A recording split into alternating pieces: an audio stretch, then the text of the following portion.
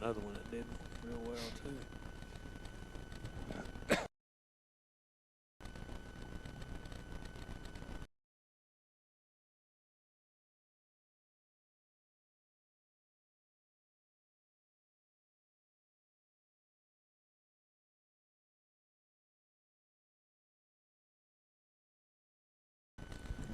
All right, I'm going to do something here then.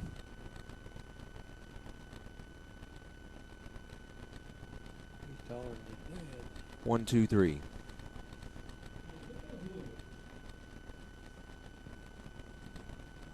You know, we're not getting any crowd mic at all tonight. I don't know why, but Rain, maybe? maybe they don't have the crowd mic on. I'll bet you Chris just it slipped his mind. Yeah, probably.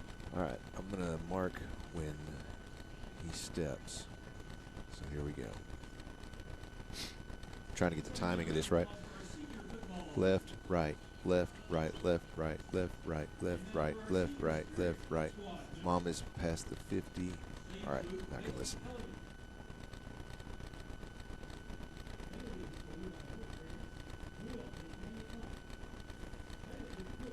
Did they announce John David White? Did he come out? Yeah. Okay, missed him. How about Nate Cumming? I don't know. No. Huh. No, not yet. Oh, this is only the seniors. Oh, well, I had him listed here as a senior. So. I don't know. That's just the answer I got. Okay. Good answer. Good answer.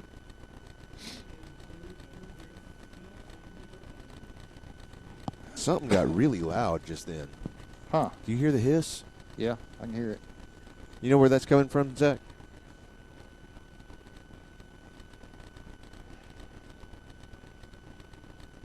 Oh, okay. Yeah. Oh, okay. Yeah, that's what it is. That's it. Yeah. Yeah, that's good.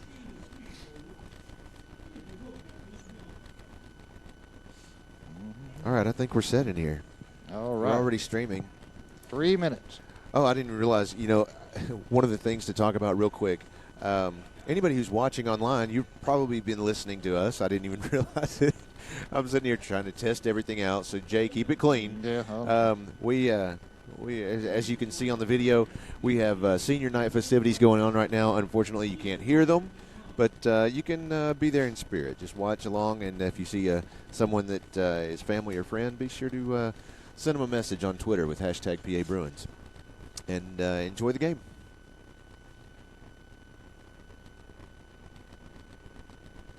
And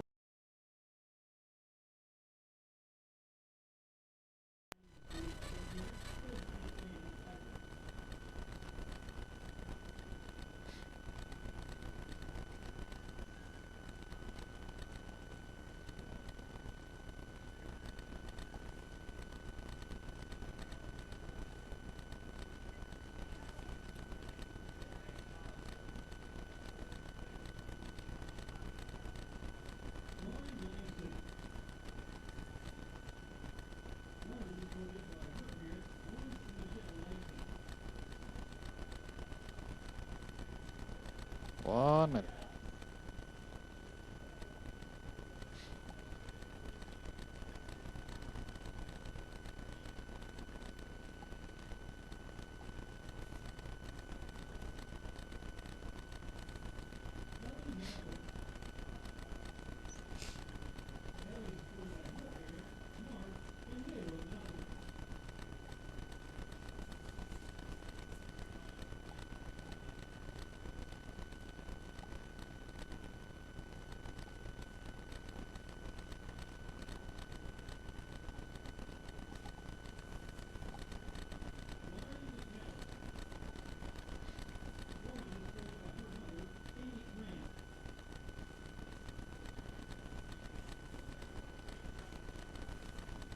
Okay.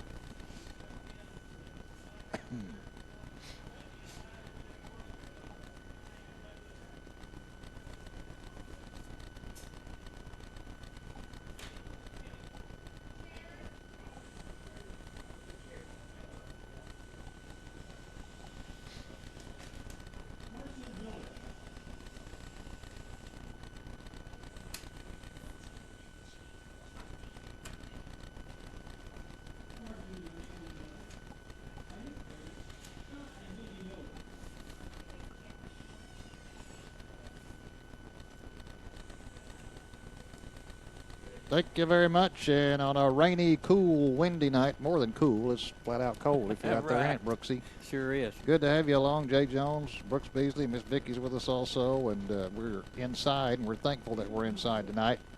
Well, we had a dandy last week at War Memorial Stadium as the Bruins held off Parkview 43-40. Tonight is a huge ball game against the McClellan Crimson Lions here at Pulaski Academy, Brooks, and it's going to be a tough one. Oh, it is. It really is. McClellan is big and strong and got a nice offense. Right now they're averaging 47 points a game and only allowing 17, so we've got our work cut out for us tonight. Well, they're going to be led, McClellan will be led by their senior quarterback, Benny Kemp III, and he's a big one. We saw him in warm-ups out there, and he's bigger this year than he was last year. I can tell you that. He's been working on the weights some. He's been hitting the weights. I think there's several players from McClellan that's been hitting the weights. They've got a large team, probably one of the biggest teams that we've played this year. Well, here's what stacks up for this ball game tonight. Pulaski Academy, of course, 5-0 in conference play, 8-0 overall. Then they're followed by Little Rock Christian at 4-1, and this McClellan team at 4-1. McClellan 6-2 overall. Their only losses came to North Little Rock, 48-30, and they lost to Little Rock Christian 22-19. So you can look at those scores and tell they've got a tough ball team to only have lost to those two teams by that little of a margin. And this is for playoff marbles, too. I mean, both these teams are going to be in the playoffs in a couple of weeks, no doubt about that. Mm-hmm. But what's at stake is where are you seated in the playoffs? If the Bruins win tonight, then they are most likely assured of getting that #1 seed, which will make sure that you play at home during the playoffs, at least the first couple of weeks of the playoffs. Yeah, that's a big plus. McClellan at 4-1, 6-2 overall. Then it drops down to Sylvan Hills, who got a big win last night. They had to win to stay in the playoff hunt because four teams from our conference will make the playoffs. We know Pulaski Academy, Little Rock Christian, McClellan are in. Sylvan Hills, with that win over Parkview last night at War Memorial Stadium, stands at 3-3. Parkview's at 3-3. But Sylvan Hills will get the tiebreaker because they beat Parkview. Then it drops to BB at 1-4, Mills at 1-4, and Fair at 0-5. But this is a big ball game. This will, you always want to play at home during the playoffs. You certainly do. It's just a real big advantage for you, and everything is, you know, your routine is the everyday routine that you have during the week and everything. So it makes a real big difference. And your home crowd, and you're playing on a familiar field and everything, and so it makes a real big difference. This is homecoming and senior night. Right now, the seniors are being introduced on the field. Football players, pep squad, cheerleaders, band, everybody else that's a senior getting recognized out there tonight. We'll also have homecoming. I would imagine at halftime when they'll have homecoming. But it's a blustery night for all this. It's still raining. We can see, looking at the lights, the rain coming down. It's cold. It's 49 degrees with about a 10-mile-an-hour wind coming out of the northwest. And I hope that this does not affect the passing game of Pulaski Academy because we know that McClellan basically is going to keep the football on the ground. Mm-hmm. Yeah, that's, you know, if Lane does do a lot of passing tonight, which he will, I'm sure, you know, he might have to adjust it just a little bit to compensate for the wind, and could be a factor in the ball game. We were talking earlier, Brooks, you and I were talking about the yardage he has racked up, Lane Hatcher, in his career. And it looks like he sets the top all. And I tell you what, Pulaski Academy's had some great quarterbacks over the past years. Yeah, they sure have. And it looks like he's going to stack up there among and maybe above all of them. Well, unofficially, he started the year out with, or I guess officially he started the year out with 10,484 yards. And we have him here at Pulaski Academy with right now at 3,549 yards. And the Gazette today had him listed at 3,566. So it's just a difference of a few yards, but that totals up to around 14,050 yards basically. So, and we've still got 2 games to go here, and if we make it all the way through the playoffs, yep. So that's possibly 6 more games. So I'm going to say that he'll probably surpass 15,000 this year. I wouldn't doubt that. The Bruins, of course, playing tonight here at home against Little Rock McClellan. Next week they'll be on the road to finish off the regular season at Little Rock Mills. So a big win tonight would go a long way toward boosting them into this postseason play. And, of course, going for 4 in a row. And, you know, it's there's some tough teams out there across the state in 5A, and it's going to depend on who gets picked off and who makes it to the finals. Right, absolutely. Some of these other other divisions in 5A. You know, we have Middleton. They're 5-0 and 8-0 in conference, and they've really got a stout defense. I've got them. They're scoring 42 points a game, but only allowing 2 touchdowns, and so they're somebody to look at down the road. But I think our conference, or our division of the conferences, might be the stronger of all of them, I think. So we might see McClellan, or like we did a few years ago, down the road, and we also might could see Little Rock Christian again. So you just never know. It's possible. And you look at the brackets, I know nobody wants to look too far ahead, but if the Bruins can pull this off tonight here at home against McClellan, first round of the playoffs, of course, they would be at home, and being a number 1 seed would play a number 4 seed from one of the other conferences, either the 5A South or 5A West, I believe is the way it looks. And then the number 3 and number 2 will take on each other. So you want to start off with that first round at home, playing against the number 4 seed to build some momentum for that second week. Now, there's a chance, if they become the number 1 seed, there's a chance that you could play your first 2 at home and play your third one on the road. It's the way the brackets are set up. And unless somebody else, a number 1 seed, gets picked off, then you'd get it at home. But first steps first, this is going to be a tough ball game. The history of these two teams, of course, Pulaski Academy leads the all-time series 8-0. But here recently, every game has been pretty close.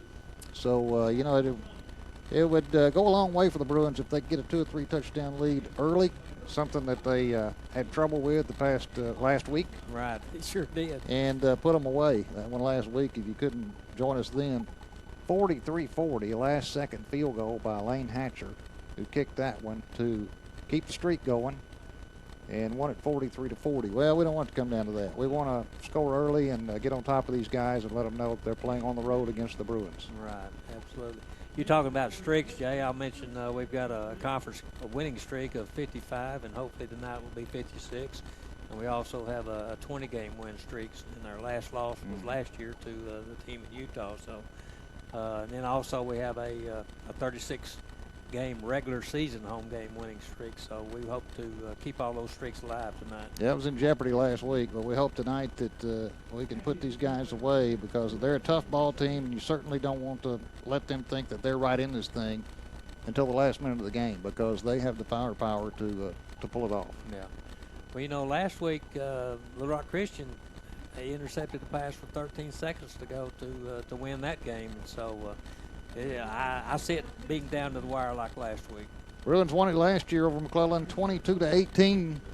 You think when you think of the Bruins games, you think most of them the Bruins have pulled away, but much like last night's game, the Bruins had to pull that one out last year, winning it 22-18 over McClellan. And we'll see what happens here. Don't go anywhere. We'll be back with you in just a moment. You're listening to the pregame show. Bruin football, 96.5 FM, The Answer.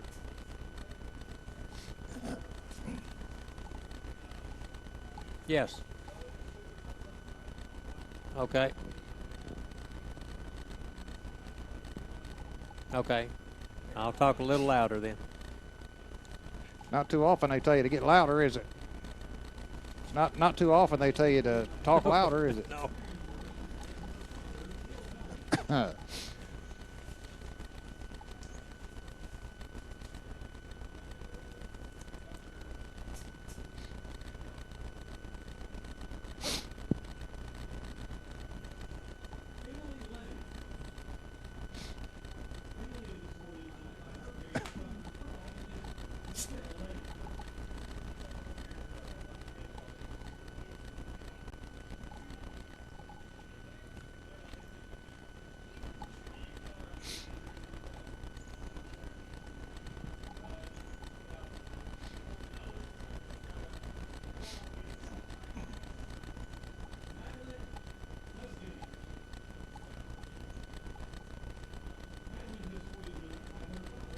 What? Yeah. What?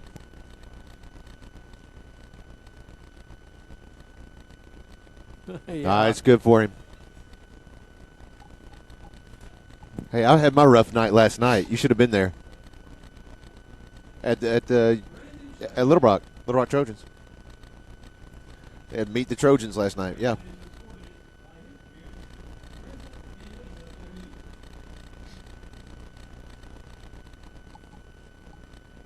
Hey.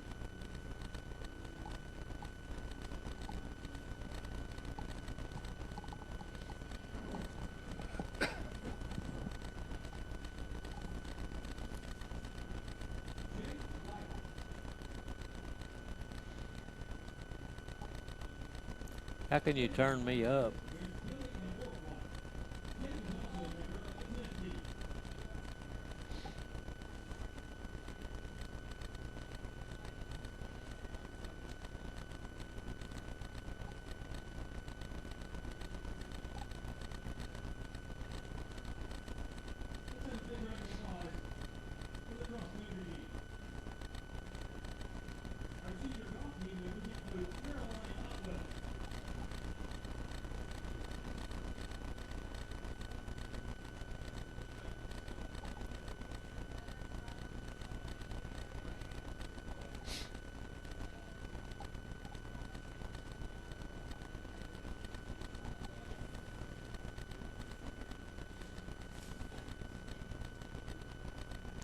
Well, the rain appears to have stopped briefly here at Rector Field, Joe B. Hatcher Stadium here at Pulaski Academy as we finish up the introduction of the seniors. And both teams are still in the locker room. We're waiting their arrival and should be here momentarily. The officials are on the field. They're getting warmed up on the far side. It's a nippy night. There's no doubt about that. And maybe a little bit more rain coming and going during the ball game, and we'll see how that affects things. Well, I know you like to have a cool night for football, and tonight we certainly have that, but you don't like the wet part. No. Hopefully we don't get any rainstorms that come through and kind of put a damper on the game. Yeah, it looked like a couple of lines of, not storms necessarily, but some rain coming through. And now going to have our invocation, but I don't think we have our crowd mic hooked up right now.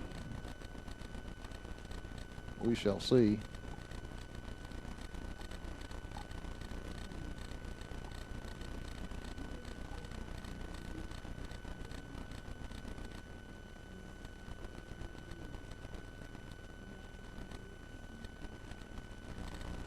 Our invocation.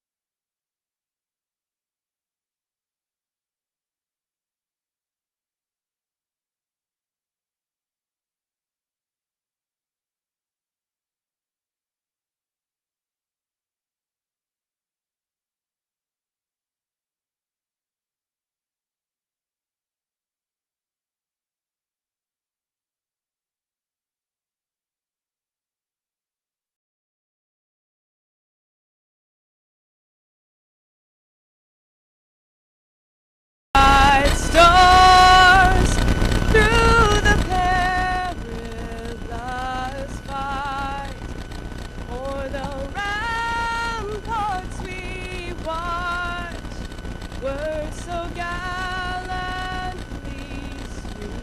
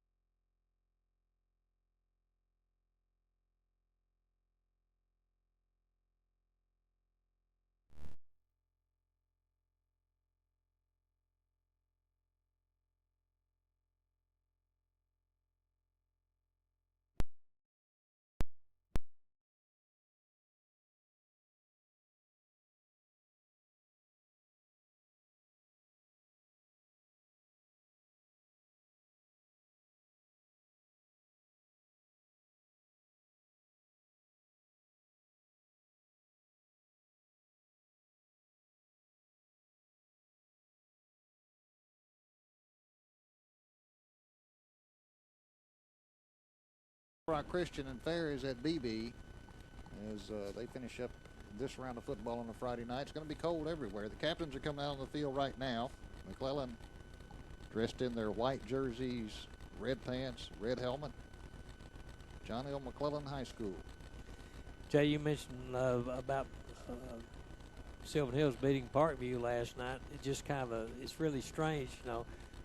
In week 7, we beat Sylvan Hills 49-21. Right. And last night, Sylvan Hills beat Parkview 47-21. And then last week, we had a hard time beating 43-40 Parkview. Yeah. So it's a game of how bad you want it. And last week, I think Parkview was really into the game, and we kind of had a bad night.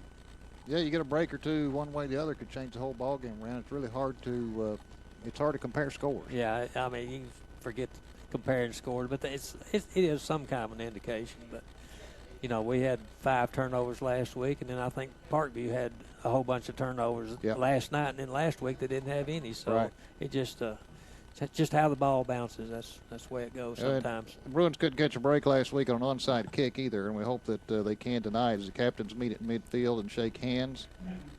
These two teams, of course, met for the state championship a couple of years ago. Bruins winning that. There's the coin toss. We'll see how that turns out. Talking to Trey Johnson, the captain for the Bruins. We'll see how they're going to situate them. And here we go. The Bruins have won the toss, and they will receive, running from our right to our left. So we're about ready for some football. 5A Central style should be a good one. Hang on and be with us. Be right back after this. You're listening to Bruin Football, 96.5 FM, The Answer.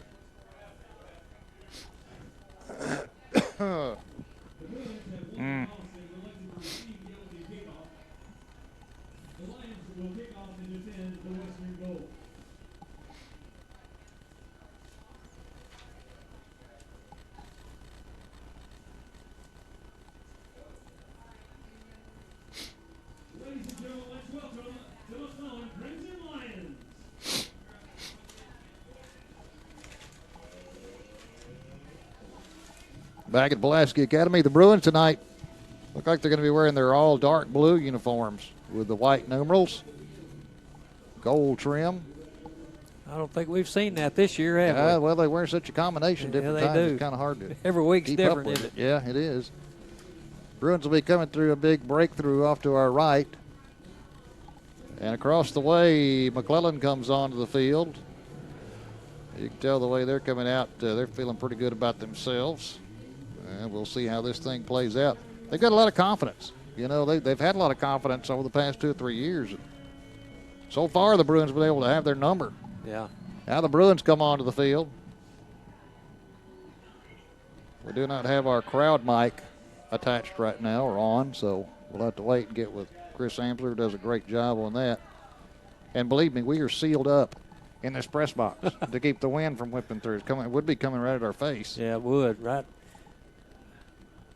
Looks like the head referee tonight's Mr. Bobby Crawford. Yeah. He's a friend and a neighbor of mine. Bobby's been doing this for quite a while. Yeah, I think this is going to be his last year. I think I've talked with him before, and I think after this year he's going to hang it up. Bruins will be receiving to our right. That is the east side of the stadium. McClellan will be kicking from our left to our right. You know, in warm-up, we kind of saw some of the possibility of some onside kicking by McClellan, so PA players need to be ready for something like that. Zach White and Nate Cumming back for the Bruins at about the 18-yard line to receive the kick. McClellan makes their way onto the field. Only 2 losses on the year, 6-2 overall, 4-1 in conference play. They're only a game behind the Bruins. And those losses hadn't been by a tremendous amount they either. had not. You know, Christian Hernandez, the kicker, wears number 1, the white jersey with the red numerals. We're awaiting the whistle. And there it is, and here comes the kick, and we are underway. This one's a sidewinder that's going to be picked up at the 20, fumbled, and fallen upon at the 27-yard line. I think that was Zach White on the far side. Picked it up, was going to run with it. Ball came loose, and he had to dive on it at the 27. So 1st and 10 Bruins, they have it first. We'll see if they can make it pay off.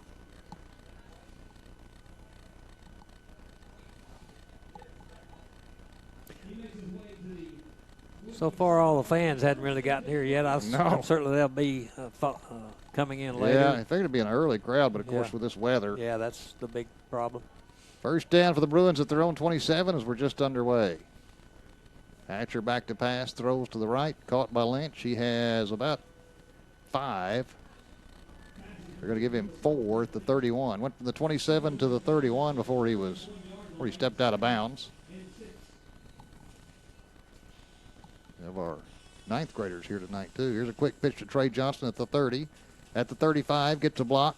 Finally bumped out of bounds in the Bruin bench on the near sideline at the 41, and that's the first down. The Bruins will move the chains. First down at the 41. So far, it looks like the Bruins are kind of with it so far in the first. Yeah, they couldn't get in rhythm last week. No, There's no doubt about They that. seem to be in rhythm so far tonight. Hatcher alone in the shotgun. 4 receivers to the right. That's the wide side of the field. 1 to the near side. Looks to pass on first down. Has time. Now has to get rid of it. Throws to Trey Johnson. Caught at the 30, down to the 25-yard line before he's bounced out of bounds. Pressure came late to Hatcher, but he got rid of the ball, and Trey Johnson ran under it. So first down for the Bruins, a big pickup. Down to the 25-yard line of McClellan. Good job of that offensive line again, holding them off. They're really holding them out so far. First down at the McClellan 25, just inside the 25. Hatcher alone in the shotgun. Just underway, and now the Bruins moved. A little bit of movement on the line, and that's going to be a false start. Move them back to the 30. It'll be 1st and 15. Dead ball, elite procedure, blue. Well, Bobby's microphone's working. The crowd mic Bobby's into it. So. Yeah, he's into it. Hate to call out names on that, but that was Luke Jones. Well, Yeah, Luke got a little start. Had his feet going. He was ready. 1st and 15 from the 30. Hatcher takes the snap, looks, throws, has a man, Trey Johnson, down to the 25, so he gets back to the original line of scrimmage. It'll be second down and about 10. He got just inside the 25.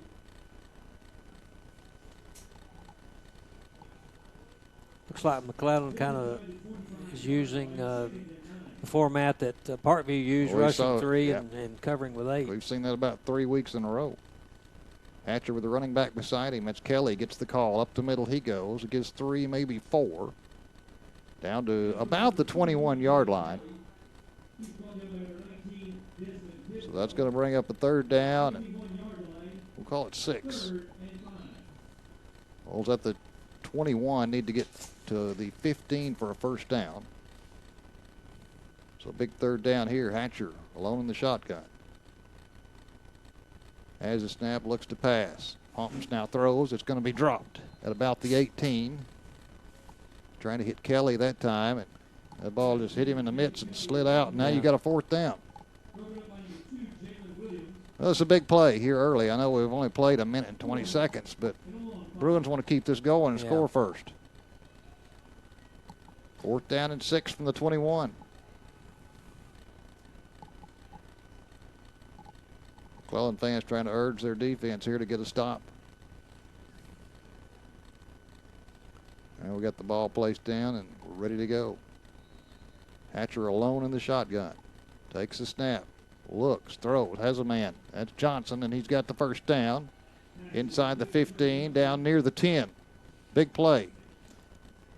Big play early. They're going to say the 11-yard line. First down for the Bruins at the 11. Pick up a 10 there. Yep. Big play. Hatcher hands off to Kelly. He's bumped down at the line of scrimmage. He hit a pile of people, and first thing to hit was his shoulders on the turf. It looked like he hit a brick wall right He there. did. Picked up a yard. 2nd down and 9. That's not the way you want to pick up 1 yard, I'll tell you that. Hatcher on 2nd down. They're going to try it again. This time it's a little bit more of a hole as he fights his way, Kelly does, down to the 5-yard line. It'll be 3rd and 4 from just inside the 5. Looked like that hole was really open there, but it really closed real fast. It did. Tried that 2 plays in a row. Hudson Henry checking the sideline for the play. 3 receivers wide to the right. Henry's back there at quarterback. He's going to take the snap on 3rd down and 4. He has it. Now he's going to pass it in the end zone. It's going to be complete for a touchdown. Hudson Henry just looked up and threw a pretty pass. I think it was Brett Lynch that caught it in the end zone. Yeah, that was Brett Lynch. I tell you, Jay, if I'd have thought that, I said, well, this is going to be a running play. I thought he was going to power it in there. Yeah, you know, that's what you expect out of a big guy like Hudson there. But he made a little lunge towards the line of scrimmage and reared up and just tossed it over the middle to Brett Lynch. Lynch was crossing through and just caught it in stride for the touchdown. So it's a big touchdown early after keeping that drive alive. And now the Bruins will go for 2. Hatcher in the shotgun, rolls to his left. Looking, firing. It's going to be knocked away, incomplete. The thing just pinballed around for a while and finally went incomplete. So we'll keep it right here with 9:26 to go. And that's a big start. That's a big start to be up 6-0 here early, and we'll see if the defense can get the ball back for the Bruins. A little bit better start this time than we had quite a bit last better. week. Quite a bit better start. You bet, absolutely. I think after the Bruins had the football the first couple of times last week, we were starting to think, something's wrong here. But that's a good start, and the Bruins lead it 6-0. Now we can grab one of these onside kicks and get the football back. Try to go up 2 scores on the Lions. Well, that was a 9-play drive. It took 73-yard drive, 9 plays. 5-yard pass by first time this year, Hudson Henry, our quarterback, to Brett Lynch, and took 2 minutes and 30 seconds off the clock. So hopefully we can get an onside kick here, and that'll really put us in good shape, I'll tell you. Well, Hatcher has it teed up at the 40, laying sideways on the tee. They break the huddle, and we're about ready to go for an onside kick. Looks like he's kicking this way. He does. It's a bouncer, and this is going to go. I'll tell you what, that touched a Lion, and we'll have to see. I think the Lions got it back. They came up and touched it before it went 10 yards, but they were very fortunate to jump back on it. Looks like number 82 got it for him. Quentin Thomas. He's a senior. So they'll have it at the Bruin 48. Just underway. Bruins leading it 6-0 here at home on senior night and homecoming. First and 10 for McClellan. And they're led, as we mentioned, by Benny Kemp. We'll see how our defensive line stacks up against this large McClellan line. Very big line. Kemp under center. Hands it to Campbell as running back, and he's got some room and squirts through the pile at the 45 down to the 41-yard line. So he picked up 7 on first down. Huge offensive line. I believe that was Wesley Wise on the tackle there. Well, they go, listen to this, 6'3", 265, 6'3", 296, 6'2", 304, 6'2", 285, and 6'2", 290. Here's Kemp under center, hands it off to Campbell again. He's got the first down and more. He almost broke loose there. Gets it down to about the 33-yard line, just inside the 33. They're getting huge chunks of yardage there on 2 plays. This is dangerous early. Now we got our crowd mic going. Yeah, they've opened some holes there. First 2 carries, they've got plenty of running room. Kemp in a shotgun this time. Has a receiver wide right and 1 left. He's going to hand it off, though, and inside the 30, down to the 28-yard line. Pick up a 4.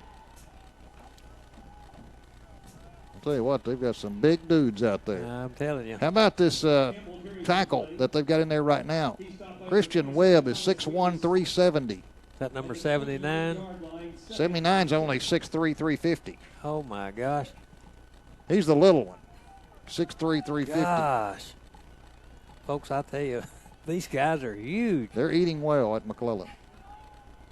2nd down and 6. Here's a flip back to the running back, and he cuts back inside, has some running room inside the 25, has a first down to the 20. That's 24, Kyrie Lair on the carry. Thomas Wheelis on the tackle for the Bruins. All I hope is that the Bruins survive tonight on defense. Gosh. They're huge. Mm. 1st and 10, McClellan at the 20. They are just running the football. Kemp under center. Hands it off to a running back, trying to go off the left side. This time the defense stacks him up at the line of scrimmage.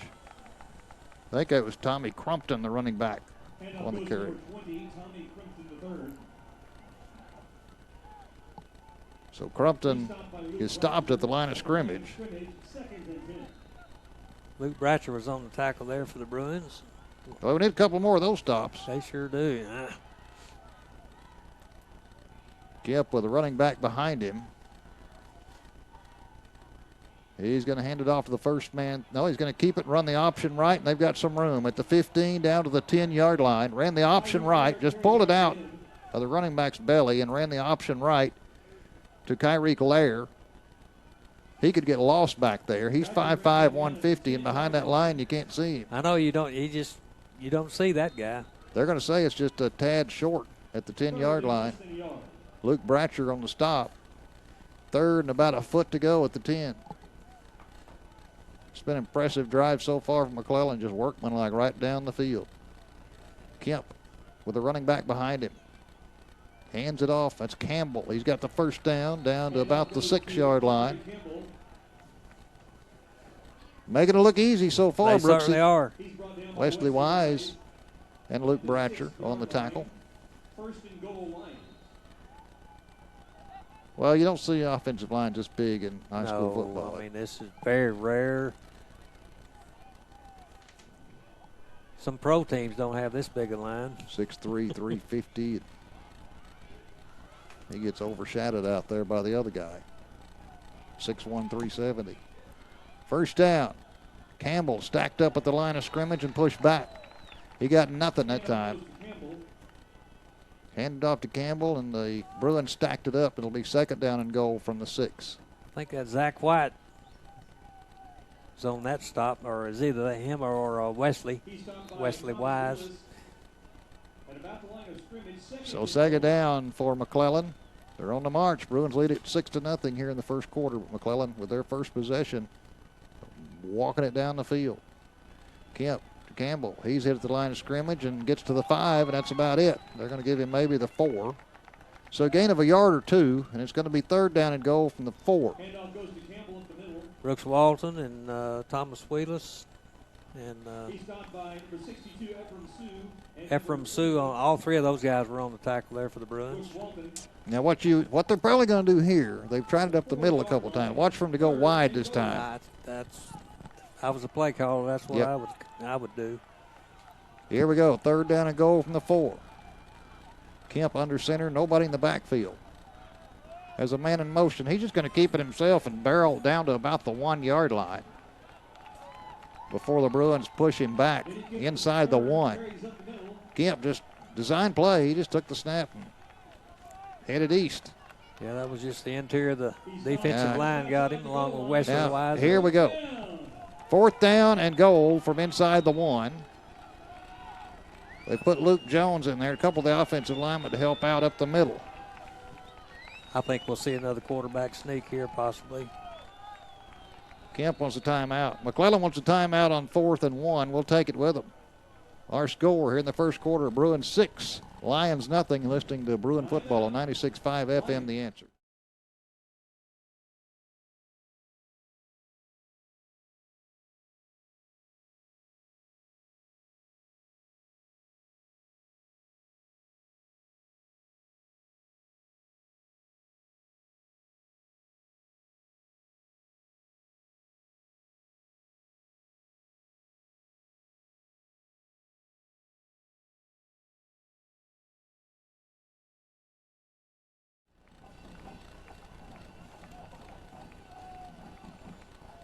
.4:11 to go in the first quarter. Bruins leading at 6-0. They've only had it once. McClellan, this is their first try, and they have a 4th and goal from inside the 1. And here we go. Benny Kemp at quarterback. Takes a snap, hands it off. Campbell dives into the end zone, I believe. He does for the touchdown. Campbell just dives into the into the crowd, into the scrum, and has enough momentum to carry over into the end zone, and it's now 6-6. They just stacked all those big guys that they got at guard and tackle and just straight up the middle. Now they sent another guy into the extra point on the line. He's 6'2", 304. Hernandez for the extra point. The kick is up, and the kick is good. The guy couldn't hardly kick in warm-ups, and then he goes out there and drills one he boons through the middle, off the building. McClellan leads at 7-6, 4:08 to play here in the first quarter. And like we said, they'll take a lot of time off the clock. They ate a lot of time up. They ate about 8 minutes. Jay, is this the first time this year that the Pulaski Academy Bruins have been led by another team, another in-state opponent? Unless it happened last week. Did it happen last week? Yeah. I think it did last week. Yeah, Chris Amsworth saying he thinks it did. It's very rare. Yeah. It's very rare. Absolutely. You can tell these McClellan Lions came to play. Yeah, and this is their game. They've got that big offensive line, and they like to power the football down the field. That's Josh Carroll, our buddy, working to keep this thing streaming. That drive didn't have a pass play in it, did it? No. Here's a low kick. It's going to be picked up at the 22, back to the 25, the 30, the 35, outside to the 40, and good field position out to the 43-yard line. That was Zach White.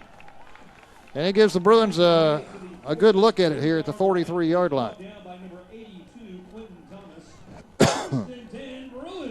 So the Bruins will have it, their second possession, scored on their first possession, led it 6-0, but McClellan marched right down the field, power football, and they lead it 7-6. Now what you got to do is you got to get ahead of these guys enough to where they have to chase you.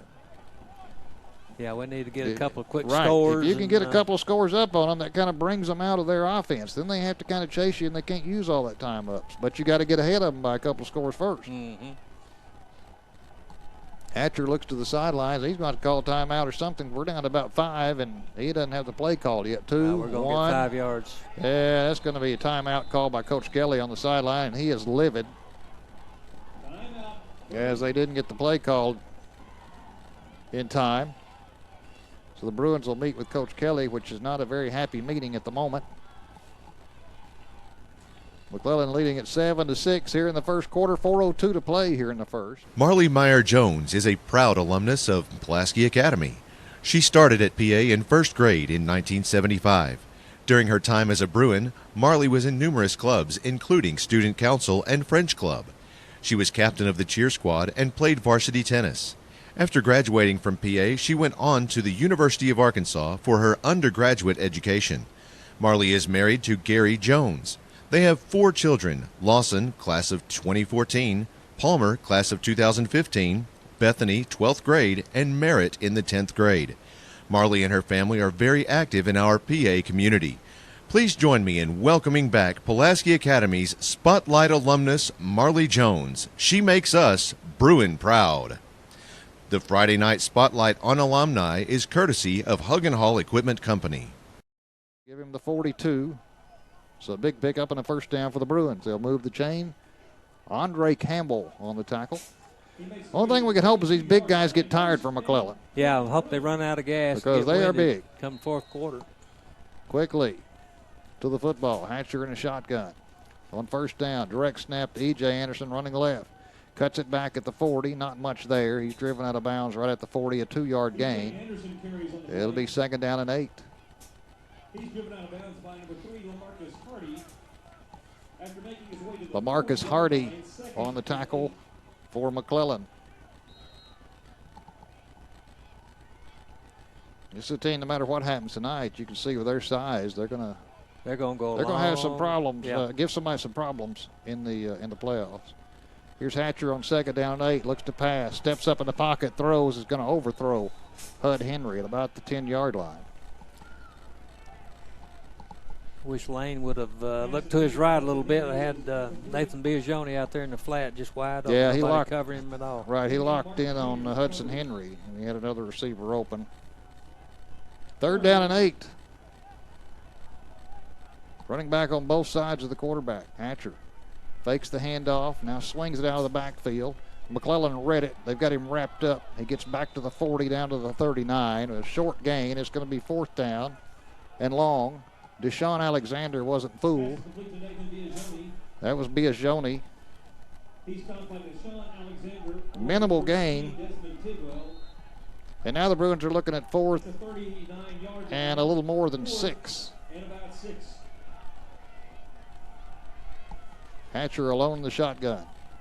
Has the snap, looks, rushes on, throws it out there. It's going to be caught at the 35, at the 30. First down, Trey Johnson. He's finally chased out of bounds at the 25-yard line.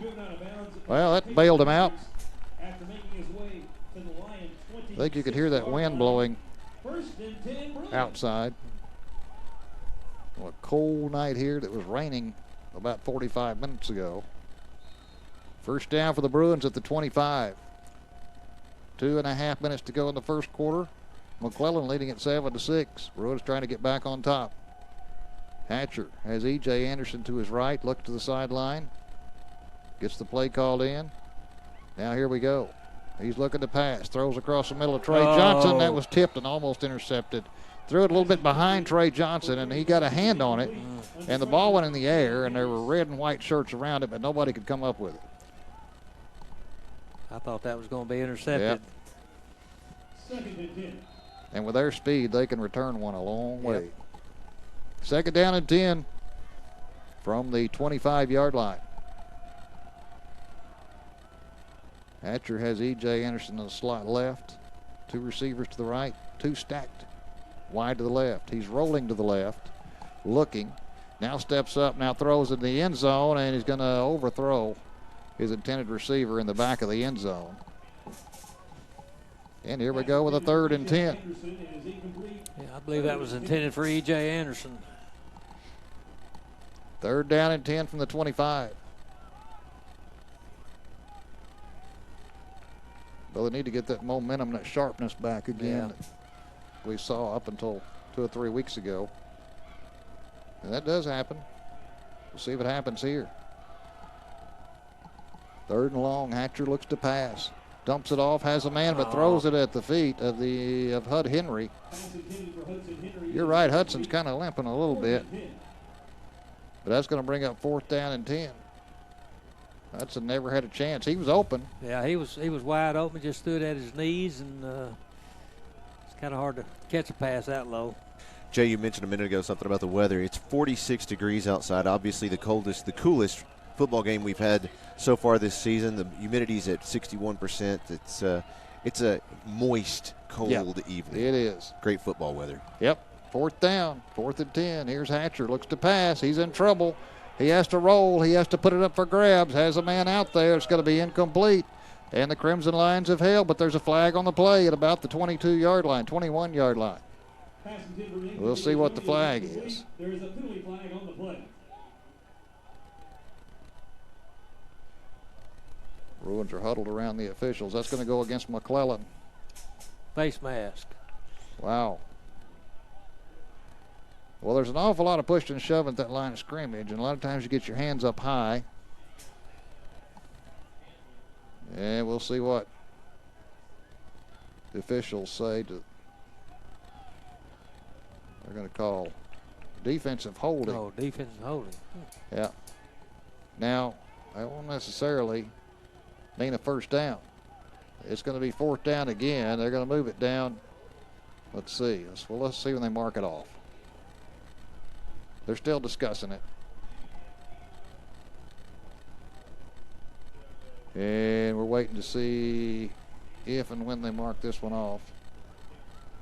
Now they're walking. They're walking down to the 20. They're walking down to the 15, and that will be a first down. Should be. 10-yard penalty on 4th and 10. Now they're going to take a look at the stakes. Let's see. First down. First down, Bruins. Well, that's a good break. Needed that one. Hatcher. Need to stop here. They ain't got the chain set right. Yep. They've got to wait for the chains. Wait for the sticks to get planted. They do. And here we go. 1st and 10 from the 15. Hatcher looks to pass, steps up, throws in the end zone. overthrows Lynch. Just a tad off. And Lynch was open. He just overthrew him in the back of the end zone. He's not sharp tonight. So it'll be 2nd down and 10 from the 15. We have seen so many times this precision passing game, and when it's a little bit off, it just doesn't look right. No. So 2nd down and 10 from the 15. 2:06 to play in the first quarter. Hatcher's going to hand it off to EJ. He's got some room, dodges a man. Good move at the 10, down close to the 5, and he's close to a first down. EJ Anderson made a good move at about the 10-yard line. Sidestepped. Jalen Cunningham was also there to make the tackle. That's close. It's going to be 3rd and about a half a yard. 3rd and less than a yard. So 3rd down for the Bruins, just outside the 5. Hatcher in a shotgun. He's going to hand it off to EJ again. He's going to get swallowed up and pushed back. Well, they knew that was coming, and it didn't work. No, that one didn't work at all. Handoff goes to E.J. Anderson. That looked like He's met by number 71, Terrius Morgan on the tackle, but it looked like they just picked him up like a rag doll and threw him backwards. So now it's 4th down again. Oh, I'm telling you what, I'm getting tired of these 4th downs already. Minute 17 to go in the first quarter. Bruins trailing at 7-6. 4th down from the 6. Need to get to the 5. Come on, guys. Hatcher alone in the shotgun. Has the snap. Looks to pass. Being rushed. Throws to the left. He's going to, let's see. Is it caught? Anderson, that's Trey Johnson. It is complete, and that's a first down. Boy, Trey Johnson had to reach out right before he stepped out of bounds and snagged that one. And that's a huge completion for a first down. Trey Johnson came into the game tonight with already having 991 receiving yards for the season. Well, he's gone over 1,000.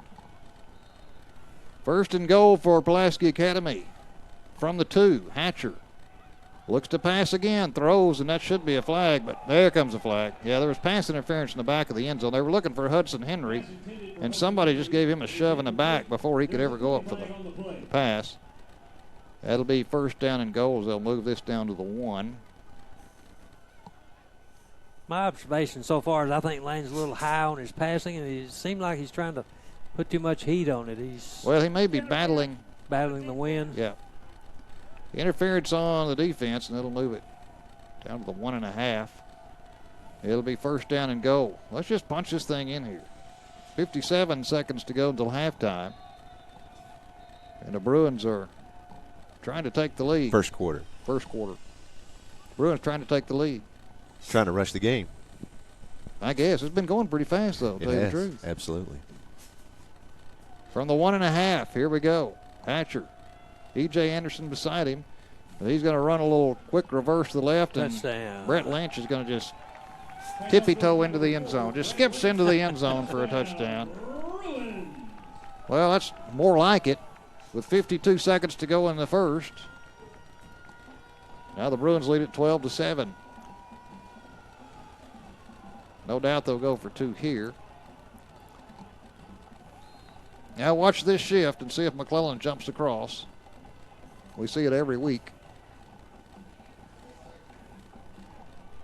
Ready for the 2-point conversion. Hatcher alone back there. Has the snap. Looks to pass. Pumps. Throws. It's going to be incomplete. Threw behind Lynch again right at the goal line. So it's going to be 12-7. We'll take a break. 52 seconds to go here at Pulaski Academy in the first quarter. Senior night homecoming. Bruins lead McClellan 12-7. You're listening to Bruin football on 96.5 FM, The Answer.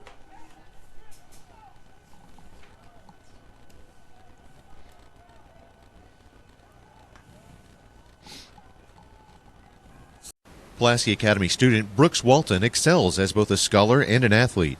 Brooks is a member of the varsity football and baseball teams. As a senior, he is a member of Mu Alpha Theta and National Honor Society.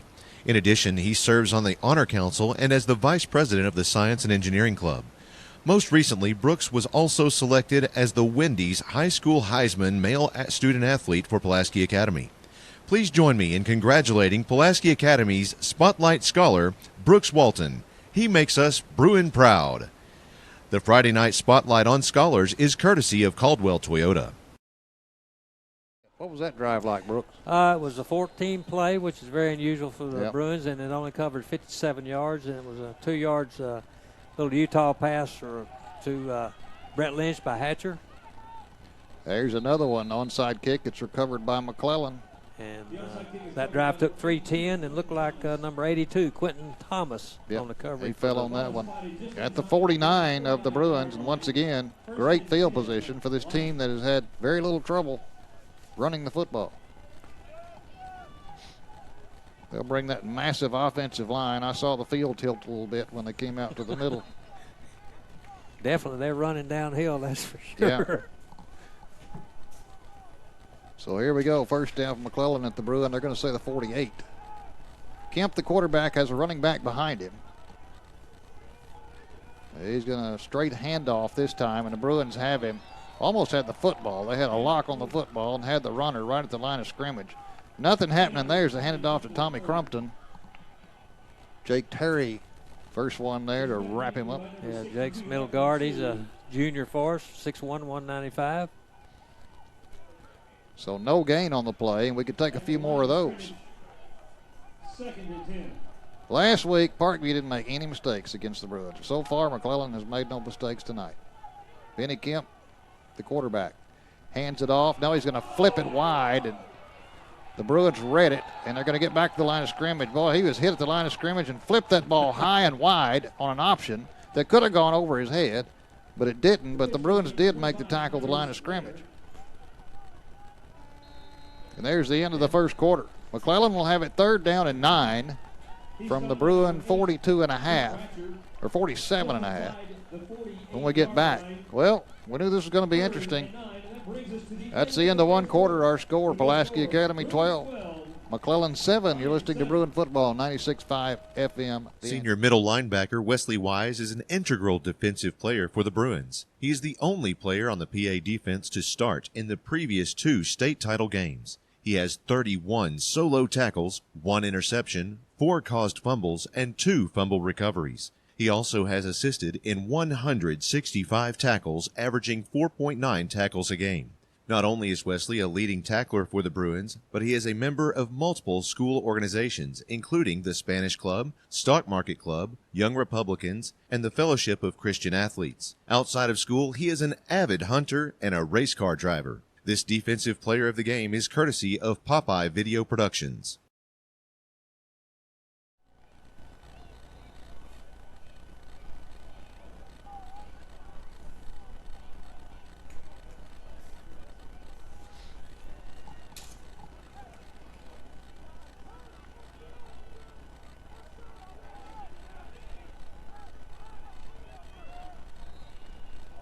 Third down, McClellan, 3rd and 9. He had somebody jump, and there was a fumble on the play. There should have been a flag. Should have been a too. flag. Somebody jumped on an offensive line from McClellan, but no flag, but it was a mishandled snap. And McClellan fell on it, and now the Bruins say they have it. Let's see. Hand the ball to the official. You've got Bruins it. have it. The Bruins have it, and there's a mistake. Bruins have it at the 48-yard line. They're on 48. That was just a muff snap after somebody jumped on the McClellan line. And the Bruins came away with it.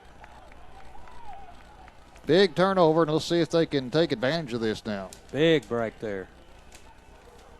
Ball will be just beyond the Bruin 48-yard line. 1st and 10. Well, fortuitously, we didn't get a flag on that. Yeah, it would have been a dead play. Yeah. Yep. Hatcher alone in the shotgun. 3 receivers to the right. That's the wide side of the field. 2 to the left on 1st down. Now he looks to the sidelines. There's only 6 on the play clock. He finally lines up. Has the snap. Looks to pass. Throws long. Has Lynch and overthrows him. Had Lynch and overthrew him at about the 23-yard line. Lynch had hit a seam out there and didn't have a defender with him. Closest guy to him was Andre Campbell. Yep. Wow. Yeah, he's just a little off on his passing tonight. Just a little high. We've seen him lay those in there, and it's a touchdown. So 2nd down now from the Bruin just shy of the 49, past the 48. Second down and 10. Trey Johnson goes from the right side to the left side, split wide. Hatcher going to hand it off at the 50 down to the 45-yard line. That's Mason Cobb. Mason Cobb fights his way for good yardage, makes it third down and short. Dontorius Hickey on the tackle. It'll be third down a couple. He's only 6'2", 290, Jay. Is that all? Yeah. He's And one of their small guys. Yeah. He's a rail. Third down a couple. Hatcher has a high snap, has to go back and fall on it. Back at the 45-yard line. Snap went right through his hands.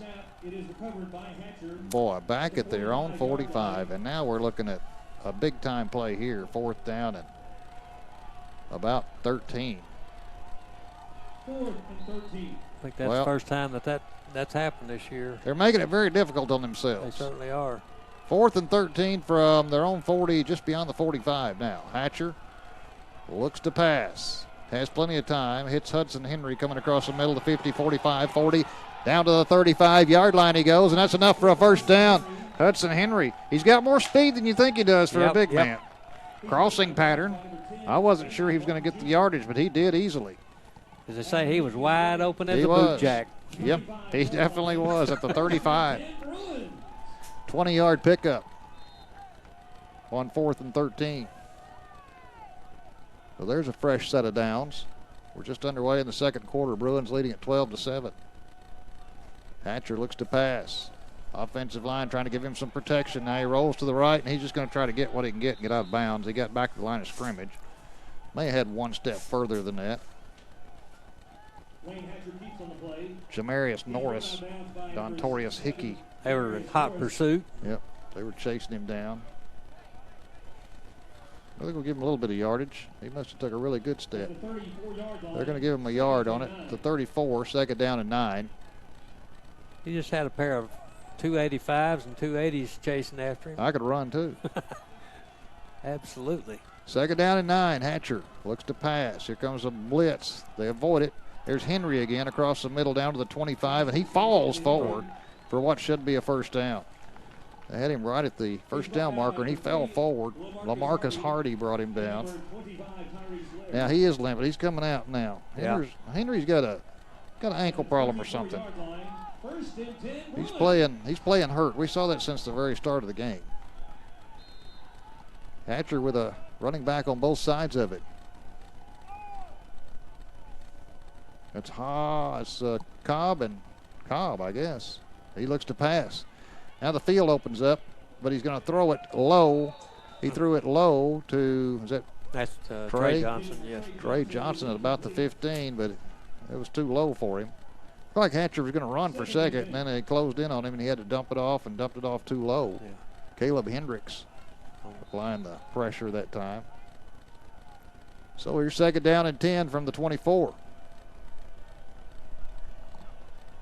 10:05 to play in the half. Bruins leading at 12-7, looking for more. Hatcher hands it off. Up the middle we go. That's Cobb at the 20. Pretty nifty run. Down close to the 15. They're going to say he's down to 16. That'll leave it short yardage to go, third and a couple.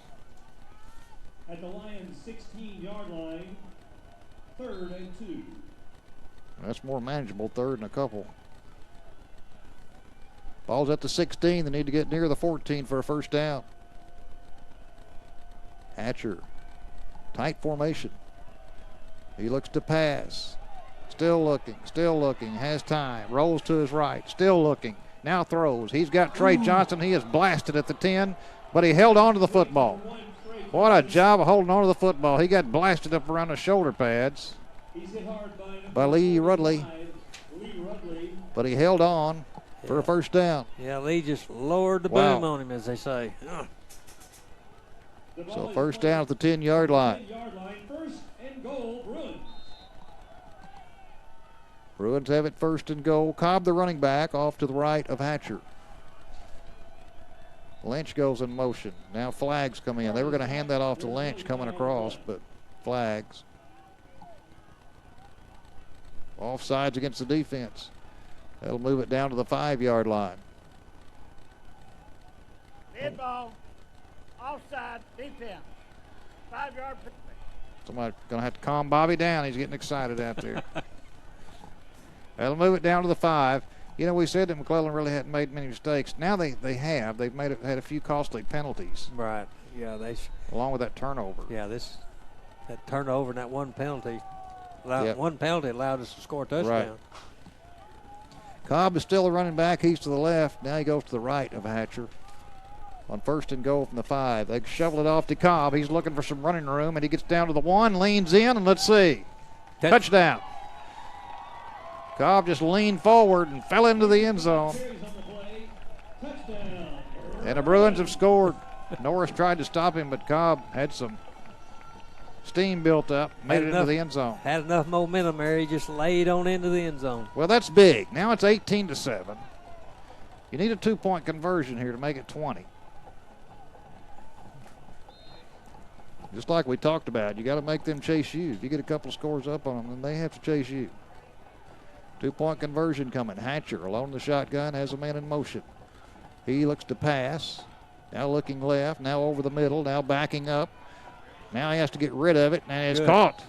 He drilled it in there. I think it's Trey Johnson he drilled it into just inside the goal line. Nope, that's going to be number 2. Hayden Cobb.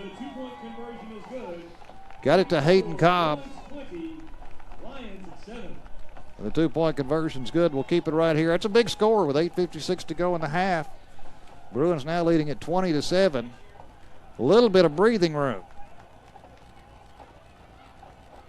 Coach Kelly walking calmly with Lane Hatcher, trying to get him calmed down. He drilled that pass, I can say that. He sure did.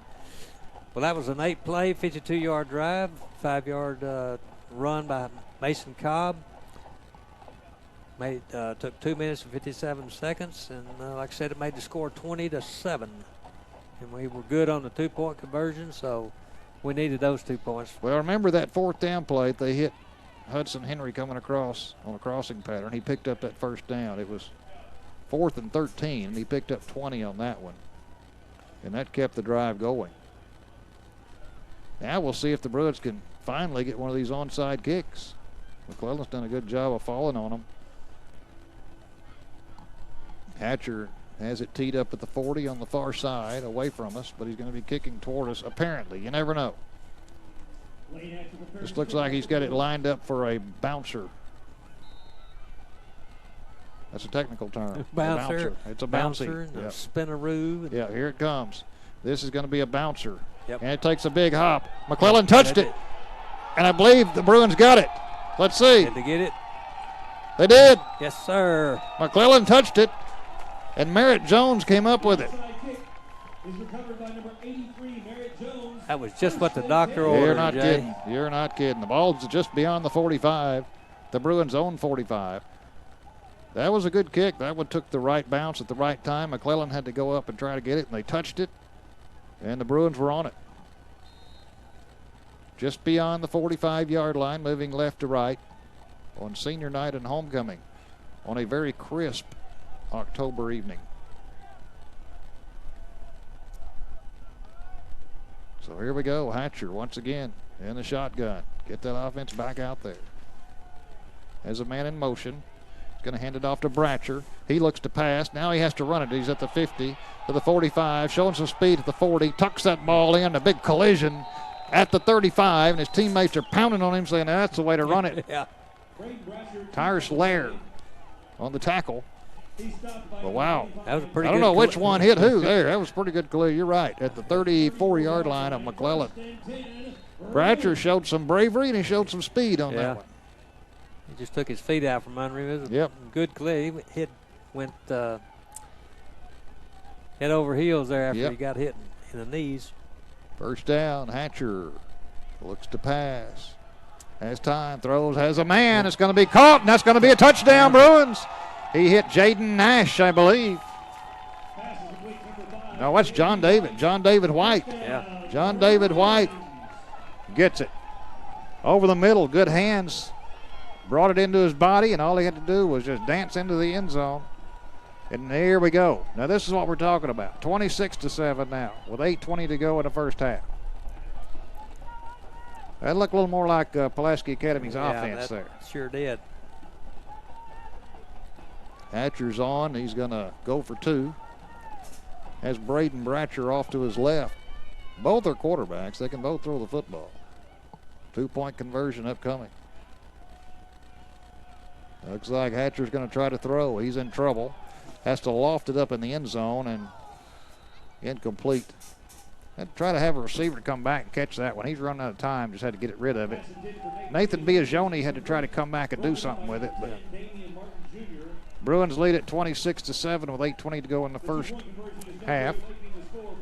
Well, that was a 2-play drive, 55 yards, 34-yard pass by Hatcher to John David White. Took just 32 seconds off the clock. All right.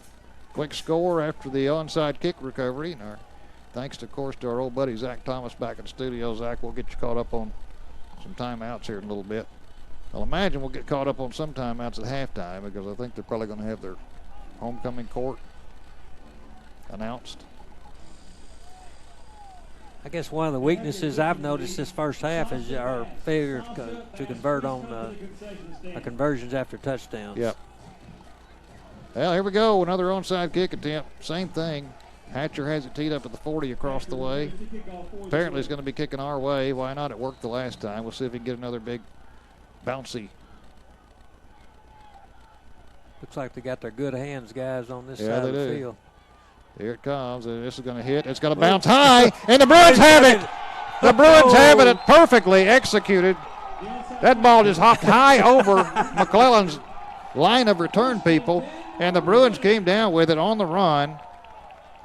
And they'll have it at the McClellan 44. Boy, this is, well, they're going to mark it way back at the 47. Okay, that was number 8 for the Bruins. Luke Bratcher on that. Luke Bratcher. Yeah. Wow. That was perfect. That just took that big bounce and went right over McClellan, and the Bruins were there on the run to catch it. So first down for the Bruins at the McClellan 47. And let's see if they can punch this one in.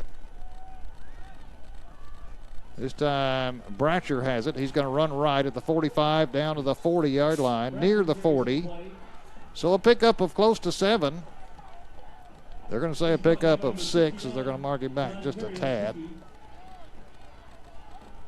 I think 41. They're going to say the 41-yard line. So it'll be second down and 5. That was a gain of about 5. Good gain. 7:52 to go until halftime. Here's a handoff to Bratcher, and he's got a hole at the 40 down to the 35. Tell you what, he's tough. Down to the 33-yard line. He is. He's not hesitating. Bratcher down to the 33, and that's first down. Desmond Tidwell finally brought him down. Bruins leading at 26-7 here at home over McClellan. You score again, you might see them get their dauber down a little bit. I would suppose so. Yep. They've already got hands on hips out there. Here's Hatcher with Bratcher beside him. Bratcher again. He's going to run at the 30, down to the 25. Spin move down to about the 20. He's hit. I'll say about the 21. Caleb Hendricks, first man to get him. They know Bratcher can throw, and he kind of fakes that throw when he gets the handoff, like he's going to jump up and throw it. And then he just takes off. He's down to the 21. First down for the Bruins. This time he's out. Now he's going to be. Give him a little breather. Yeah, give him a break. Hatcher alone in the shotgun this time on first down from the McClellan 21. He has it. He looks to pass. Throws. It's going to be caught. Trey Johnson at the 20, and he's going to be slung down. Short gain, about a yard. LaMarcus Hardy spun him down. We're down to 6:50 to go here in the first half. Bruins have exploded here in the second half to take a 26-7 lead. This thing was 7-6. McClellan. Hatcher alone in the shotgun again. Has it on second down and 9. Throws. Has a man wide open at the 10. Down to the 5-yard line. That was Nathan Biagioni. Biagioni just cut through there and had some running room. Andre Campbell again on the tackle. Cut at it the down 5-yard at line. The 5, yeah. So first and goal from the 5. The 5-yard line. First and goal, Bruins. So another big down here to a chance to score on second or first and goal from the 5. Hatcher runs it up the middle. He's got all the room in the world for the touchdown. You could have driven a Mack truck up through that hole, Jake. 6:11 to go, and the Bruins have racked up another one. They lead 32-7. Well, who would have guessed this about 10 minutes ago? Now they'll bring the tee out for this one. Hatcher sits it down at the 10. Bratcher on the hold, and Hatcher to kick. Yep. Hatcher, See if we can Bratcher. punch it through. There comes McClellan across. That'll be half the distance to the goal. We see that every game. Dead ball. Offside. Defense.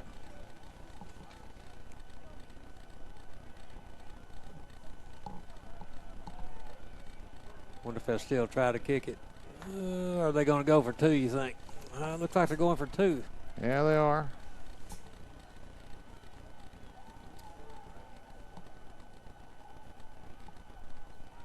They're going to, get rid of the tee and go for 2. Ball's at the 1.5. Hatcher takes a snap, hands it off to Bratcher. He throws to Trey Johnson for the 2-point conversion. So this looks a little better. 6:11 to go in the first half. We'll take a break. Our score now, Pulaski Academy 34, McClellan 7. You're listening to Bruin Football on 96.5 FM, The Answer.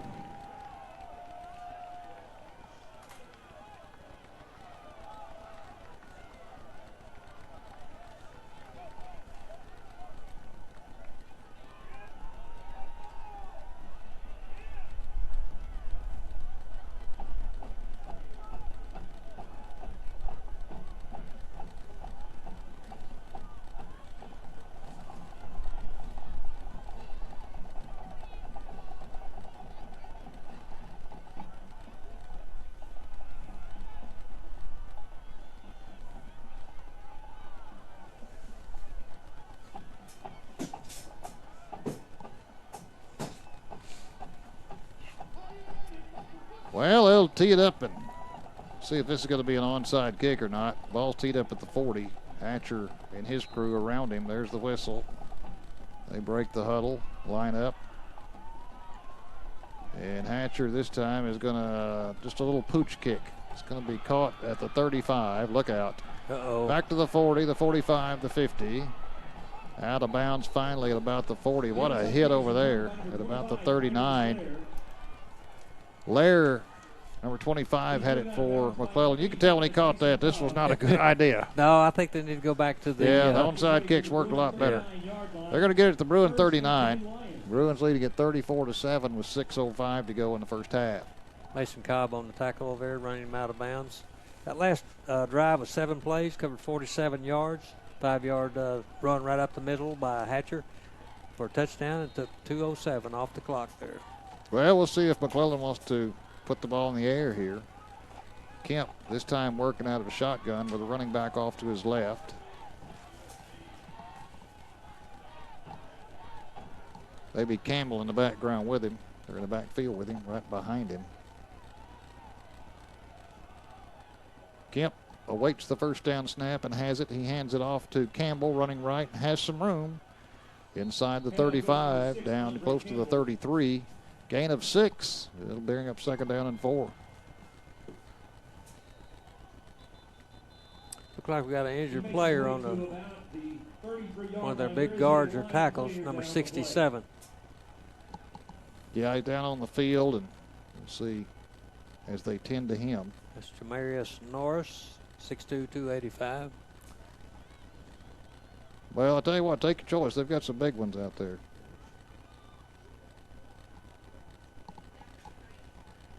So they'll all take a knee, and as they check this young man out, we'll take a quick break. 5:51 to go here in the first half. Bruins leading at 34-7 over McClellan. You're listening to Bruin football on 96.5 FM, The Answer.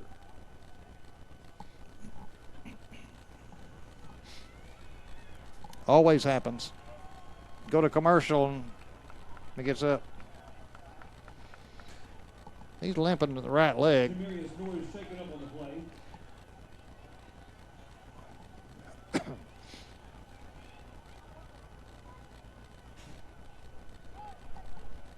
Second and 5.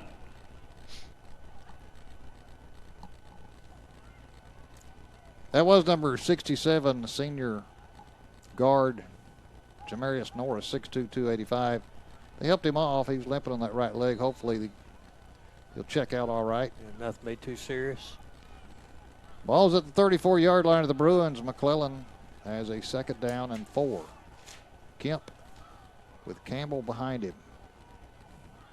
Benny Kemp has the snap, runs option left, flips it to Campbell. It's on the ground. Campbell has to go back and get it at about the 41-yard line.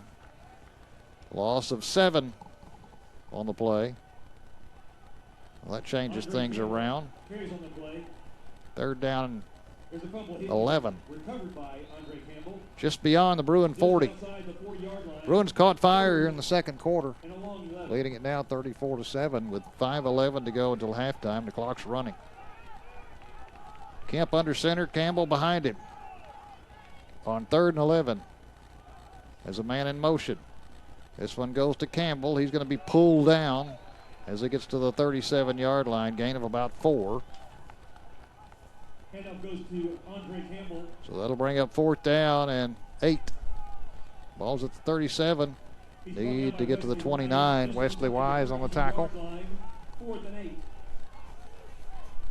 So a big 4th down here from McClellan.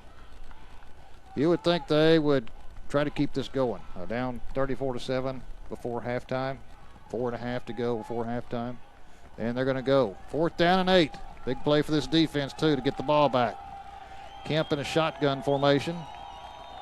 Has the snap, rolls to his left, wants to throw back right, throws it up for grabs, and it's going to be interference call. Had a defensive back that lost track of everything.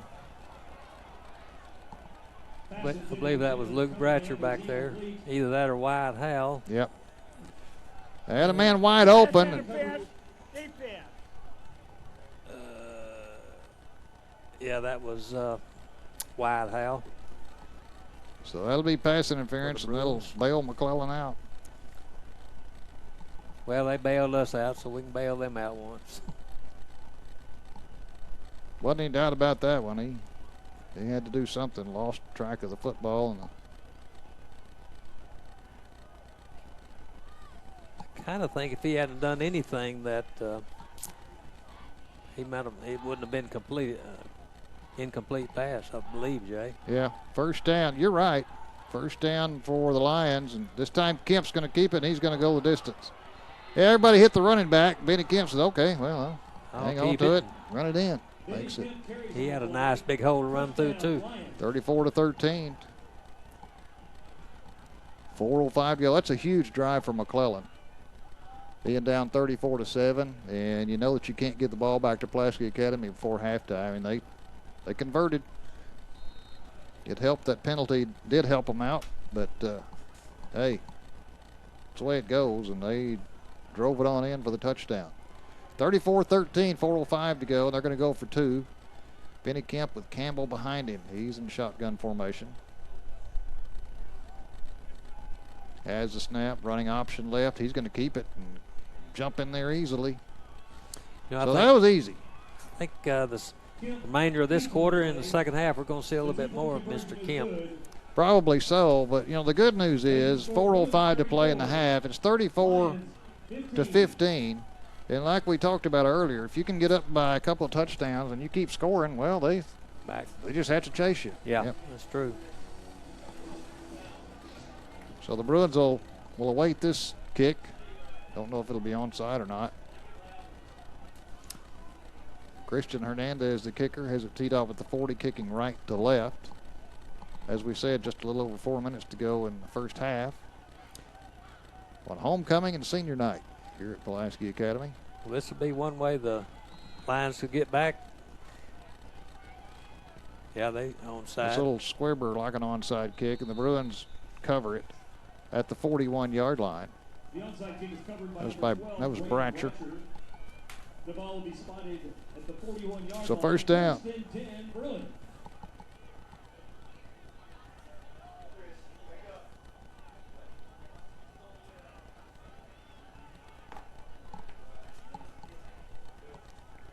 Well, the Bruins will take over at the 41. Their own 41.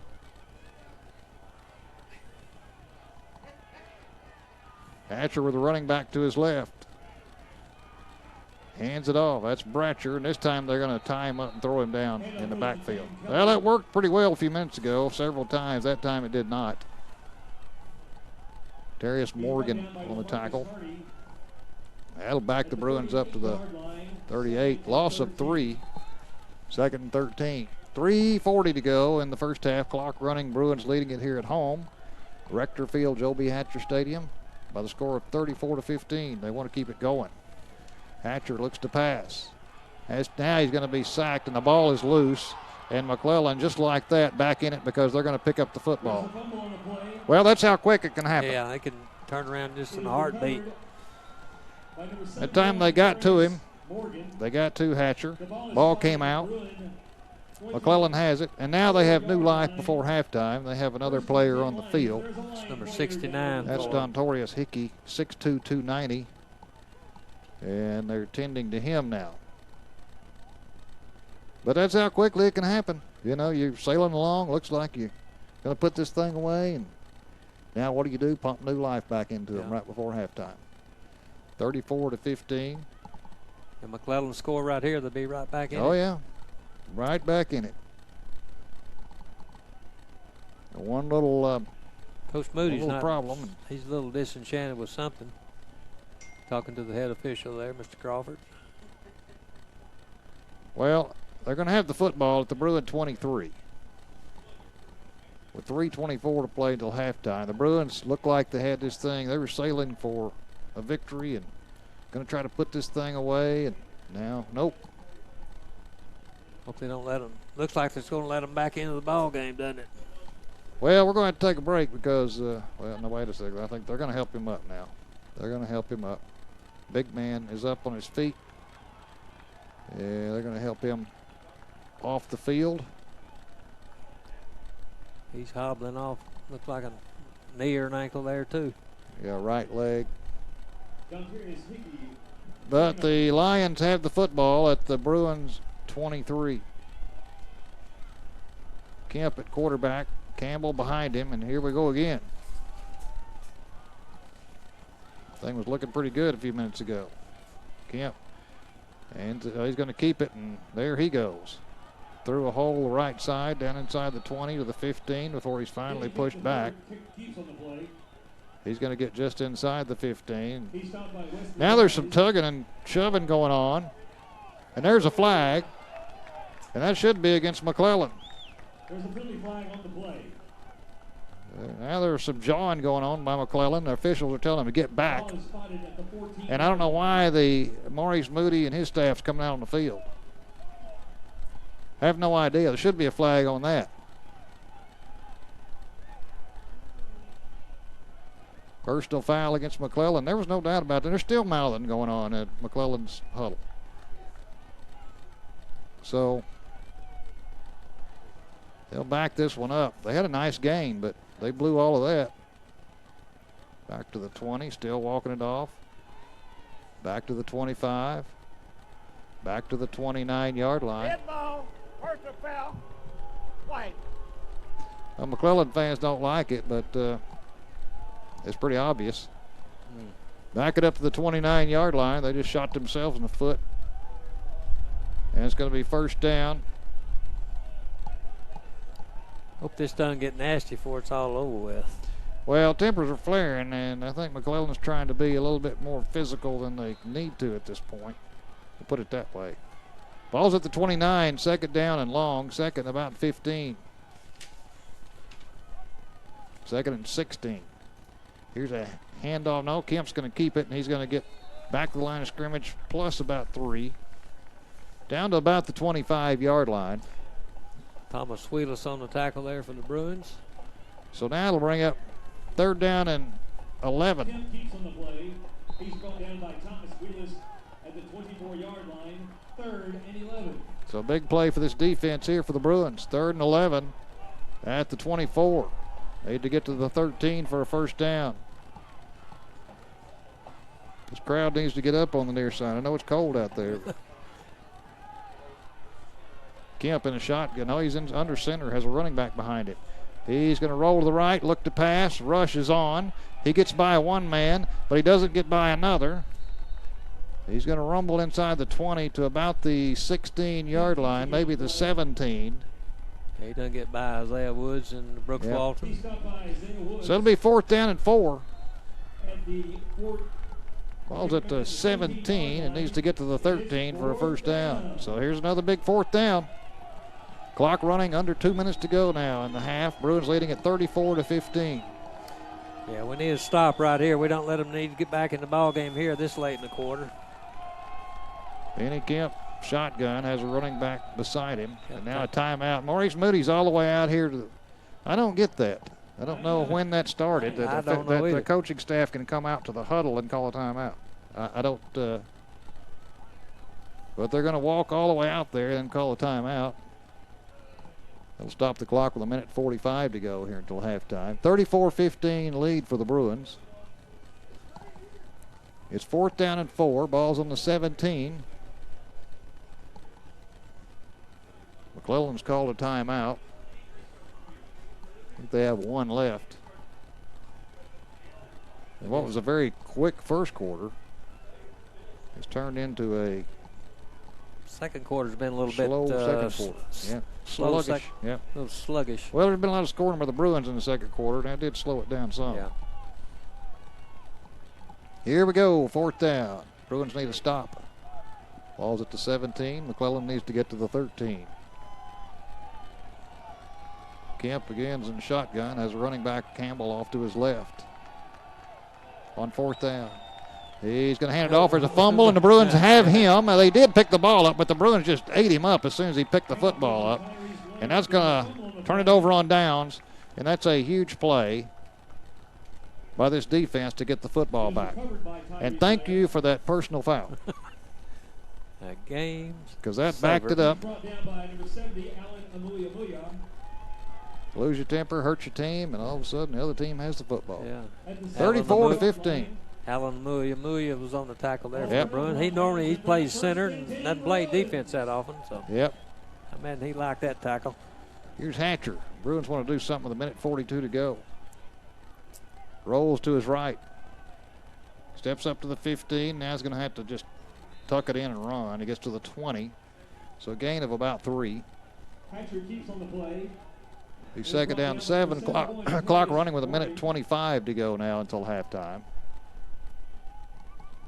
Bruins with a 34-15 lead. They would love to put some more points on the board here. Yeah, one more score before half would be ideal. Hatcher looks. They're going to try to set up a screen left. They fling it out there, and this is going to be incomplete. That one didn't look good anyway. It had the Lion defender about ready to make the tackle by the time the ball got there. That was Marcus Hardy. If Trey had caught it, I think he'd been tackled right on the spot, Yep. just about. Well, you need a first down. You don't want to turn it back over to them right here. 1:09 to go until halftime. It's 3rd down and 7. Ball's at the 20. Need to get to the 27. Hatcher looks to pass. Has some time. He's going to have to get rid of it. He's going to run it. Takes off to the left, being chased. Now he's going to throw it downfield. Has a man, and a good catch made by Henry at about the 43-yard line. Oh, Hudson Henry just had to go up and grab that one, and they're going to say he was pushed out at the 46, and that's a huge play. Marcus Hardy was on the coverage there, but you know, with I was afraid he was going to go past the line of scrimmage before he threw it, but he got rid of it and found the right man. Henry on the sideline with his size. He went up and got the football. Pushed out at the 46, and that's a first down. Stops the clock with 56 seconds to go until halftime. Hatcher has the ball, looks to pass. Throws long, has Lynch, and it's going to be caught at the 25, and he's going to be pulled down from behind at the 21-yard line. Boy, one more step and Brett Lynch would have been gone. He would have been gone. But he gets down to the 21 with 48 seconds to go. 21-yard line. Bruins still have a couple of timeouts left if they need them.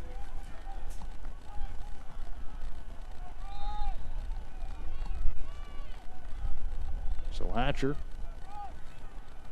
in a shotgun on first down from the 21. He's alone.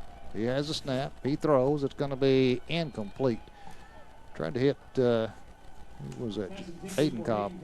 Aiden Cobb couldn't quite come down with it. That was a little bit high and hot for him on the sideline. I believe Lane's been throwing some hot passes tonight. He's probably his, battling his that fastball's wind. working. Yeah, I think he's been battling the wind tonight. Has a receiver wide left on 2nd and 10 from the 21 with 43 seconds to go. 3 receivers to the right. He has the football, steps up. Now he's in trouble, and he's going to be slung down. And he fumbled the football. Now they're going to say he was down. He was slung down back at the 31. And the McClellan fans are going to be booing on this one too, but he was down at the 31. By number 18. 34 seconds to go. Well, that's a big loss. And the Bruins will call a timeout. They'll have one remaining. All the way back at the 31-yard line. Number 19, Desmond Tidwell. The ball is It'll be 3rd and 20. Outside the 30-yard line. Desmond Tidwell on the tackle, on the 3rd sack. and 20. It'll go as a sack. They slung him down. Yeah, he was treated kind of rudely there. Yeah, I didn't like the way he went down. I was He's concerned about his legs when he went down. Slung him around and down. No, unfortunately, so far this year, the Bruins have been real fortunate not to have injuries. Yeah, you know of So anybody far, that's yeah, they've been pretty fortunate. Yeah. Certainly, we hope that continues. Yeah, I hope Need that to keep continues everybody throughout the healthy. whole year. You know, I'll tell you, it's not fun to play football and be injured No. all the time. And if you can play injury-free, it surely makes it a lot more fun and interesting for We you. saw how much it added to this team last year. You know, Luke Jones, the very good offensive lineman, who is going to the University of Arkansas, got hurt in that Little Rock Christian game, and it was such a plus when they got him back for the playoffs. Yeah, it really was. Well, here we go, 3rd down and 20. The ball's at the Bruin 31. They need to get to the 11 for a first down. We're at 34 seconds to go until halftime. Bruins leading at 34-15 over McClellan here at home. Hatcher has the football. Looks to pass, throws, and it's going to be caught at the inside the 20. And that's Henry. Well, he's got some good hands, I'll tell you. At the 17.5-yard line. Need to get to the 11, so it's 4th down and 6. Here's another big play, 4th and 6 for the Bruins. Hatcher is ready. On 4th down, has the low snap, picks it up. Still looking. Now he lobs it out, has Henry at the 10, Henry at the 5. Henry in the end zone for a touchdown. Bruins. That's a big one there with 23 seconds to go until halftime.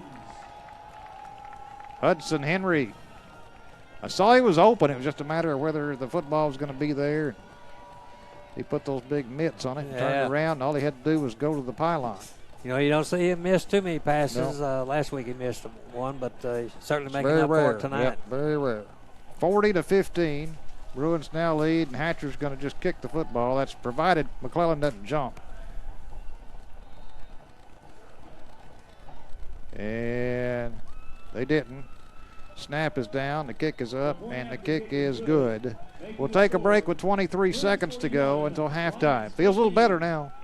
Pulaski Academy 41, McClellan 15. You're listening to Bruin Football on 96.5 FM, The Answer. Marley Meyer Jones is a proud alumnus of Pulaski Academy. She started at PA in first grade in 1975. During her time as a Bruin, Marley was in numerous clubs, including Student Council and French Club. She was captain of the cheer squad and played varsity tennis. After graduating from PA, she went on to the University of Arkansas for her undergraduate education. Marley is married to Gary Jones. They have 4 children: Lawson, class of 2014, Palmer, class of 2015, Bethany, 12th grade, and Merritt in the 10th grade. Marley and her family are very active in our PA community. Please join me in welcoming back Pulaski Academy's Spotlight alumnus Marley Jones. She makes us Bruin proud. The Friday night Spotlight on... Like I said, it's right before halftime. We got 23 seconds left to go. Well, let's see what they decide to do here. The ball's teed up at the 40, kicking left to right. Hatcher, he's got the leg to boom this thing. We saw it last week. That easy field goal he made under pressure. He's going to just squib this one down the field in the open field, down to the 15, down to the 10. McClellan still chasing it down to the 6. Now somebody has to make the tackle. And they do at about the 19-yard line. Looked like that was number 55 for the Bruins on the tackle, Chris Connell. Yep. Sophomore, 5'11", 195. So the ball is down to 19 for McClellan. 19 seconds to go until halftime on a cold night here in West Little Rock. Benny Kemp, the quarterback. Let's see if he tries to put some air under this one. He's under center. He's got Campbell as his running back behind him. The Bruins jumped. The ball comes loose, but it won't matter because the Bruins jumped. A little anxious. Dead ball. Offside. Defense. Officials are wanting them. Clock ticked down to 18, and the officials are wanting them to put it back to 19. 1 second ticked off.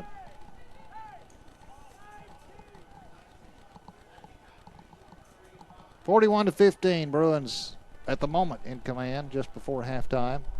There's 18 on the play clock, and there we go. Got 19. yeah, we got it back now to 19. That was a gain of 5. That was, a mark off of 5. It'll be first down and 5. Kemp back to pass. Now he's going to tuck it in and run. He gets out of bounds on the far side, just beyond the 30 at the 31-yard line. So that'll be a first down. That one took 4 seconds off the clock. Wesley Wise chased him out on the far side. Ball's at the 31. Bruins want to just get out of here now. Halftime with a 41-15 lead. Certainly don't need to get beat deep this late in the second quarter. Don't want to give them any hope at this point. No hope at all. Down 41-15. You don't want to let them get back in it. Kemp in the shotgun. Fumbles it. It's on the ground. It's still loose, and Kemp, I think, finally picked it up. Now some frustration showing. Thomas Wheelis was in there trying to get that football, and Kemp just kind of slung his arms at him after the play was over. You can tell they're getting kind of frustrated. Yeah. And moves it back inside the 29, 2nd and 12. And now a timeout. McClellan. With 9 seconds to go until halftime. Bruins with a 41-15 lead. Pulaski Academy student Emily Letting excels as both a scholar and an athlete. Emily is a member of National Honor Society and National Beta Club. As a senior, she is captain of the cross-country team and Lady Bruins soccer team. Most recently, Emily was selected as the Wendy's High School Heisman Female Student Athlete for Pulaski Academy. Please join me in congratulating Pulaski Academy's Spotlight Scholar, Emily Letting. She makes us Bruin proud. The Friday night Spotlight on Scholars is courtesy of Cumberland Consulting Group. Radar there that we might be getting a shower here like in just a little bit, but I guess it held off, and certainly glad of that, and for both teams also. I never did like to play in the rain too much. No. I never did like the rain until I walked through it with you. That's pretty nice of you there, Josh. He's our poet. Yeah. I've been called many things. I don't think poet's one of them. Oh, he's not You're a poet? very poetic. I thought he was a poet. Very poetic. His feet show it. They're There big you fellas. go. Long fellows. Yeah, long fellas. All right, here we go. 9 seconds. Kemp has the football. Looks to pass. Rushes on. Throws it. It's going to be intercepted at the 45. Back to the 50, the 45, the 40. Looking for a convoy. Back at the 30. There's the horn, and he's not going to quite make it. Back to the 20-yard line. Is that Luke Bratcher? Number 8, Luke Bratcher, right. Interception, returned him back to the 20. He thought he was going to go for a minute. He kept looking for some help from his friends, but finally ran out of room and was tackled at the 20 as the time expires. Tyrese Laird on the tackle. Finally brought him down there right Yep. at halftime. Well, we'll return to the studios for just a moment. Come back for halftime. Our score at the half, Pulaski Academy leading at 41-15 over McClellan. You're listening to Bruin football on 96.5 FM, The Answer. Yeah, I guess I'll come over there. It'll be easier. Well, whichever. There's no telling what kind of mess I'd pick up over here.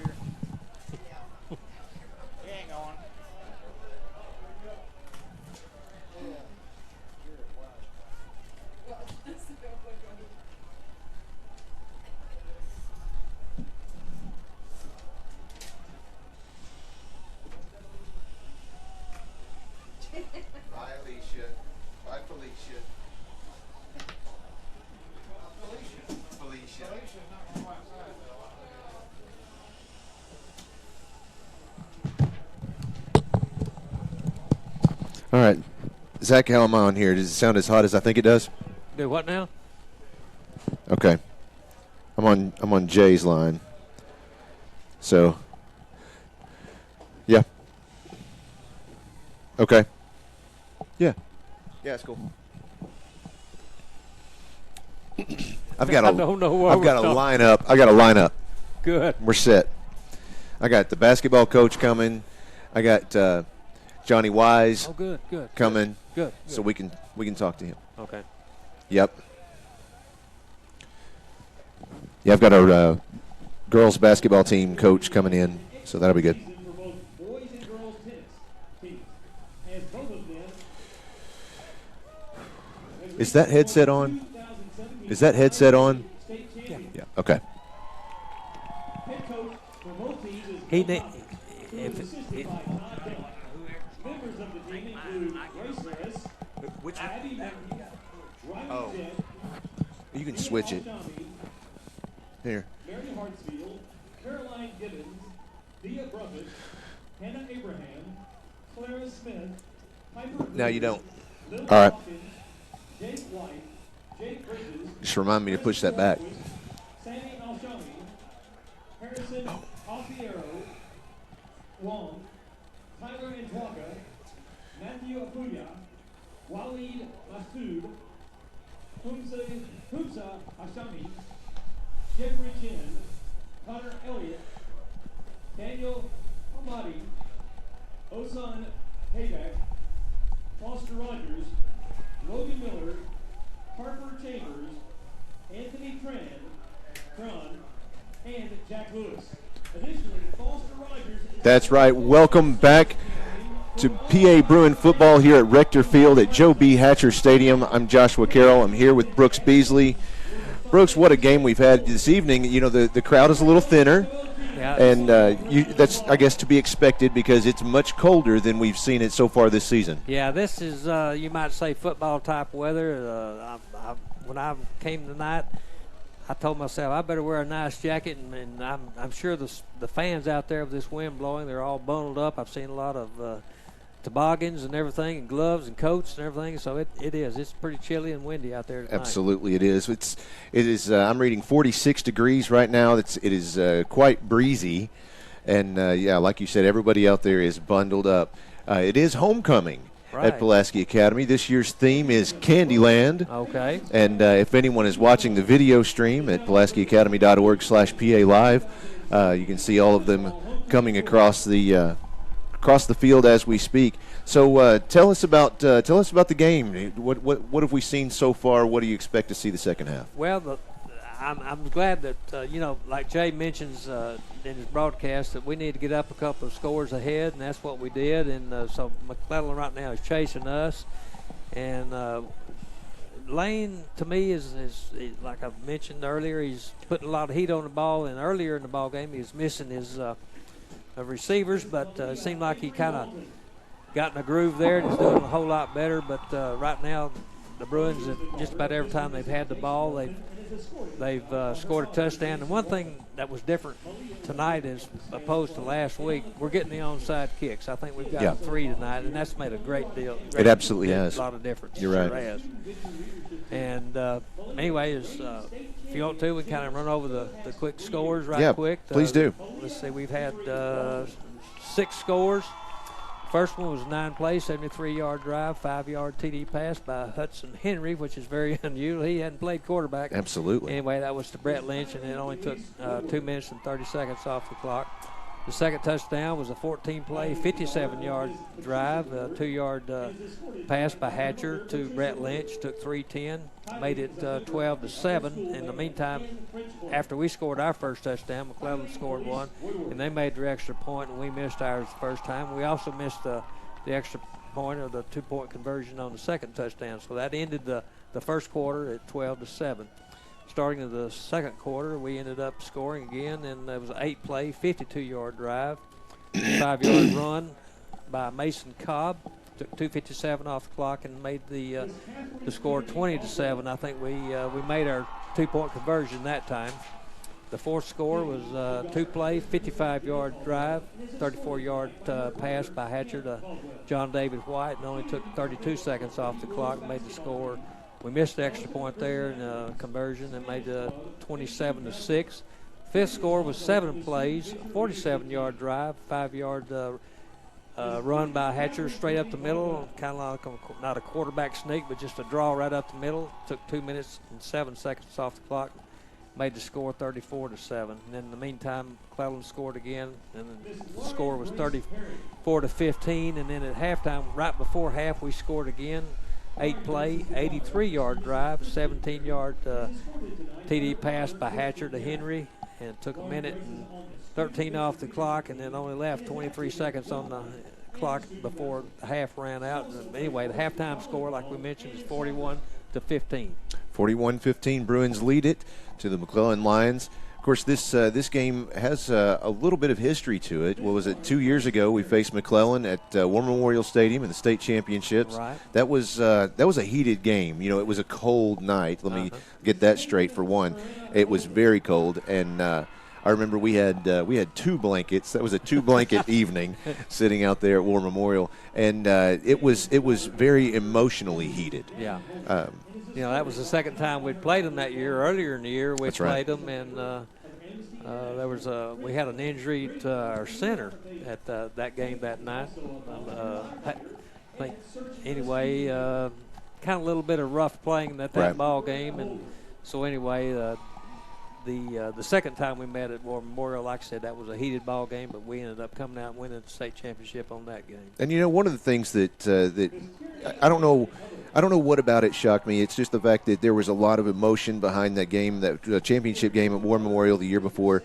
Last year, we went to McClellan, and there was, you know, some animosity, I would think, and that was played up in the local media quite a bit. Right. And you know, they tried to egg on a fight, it seemed like.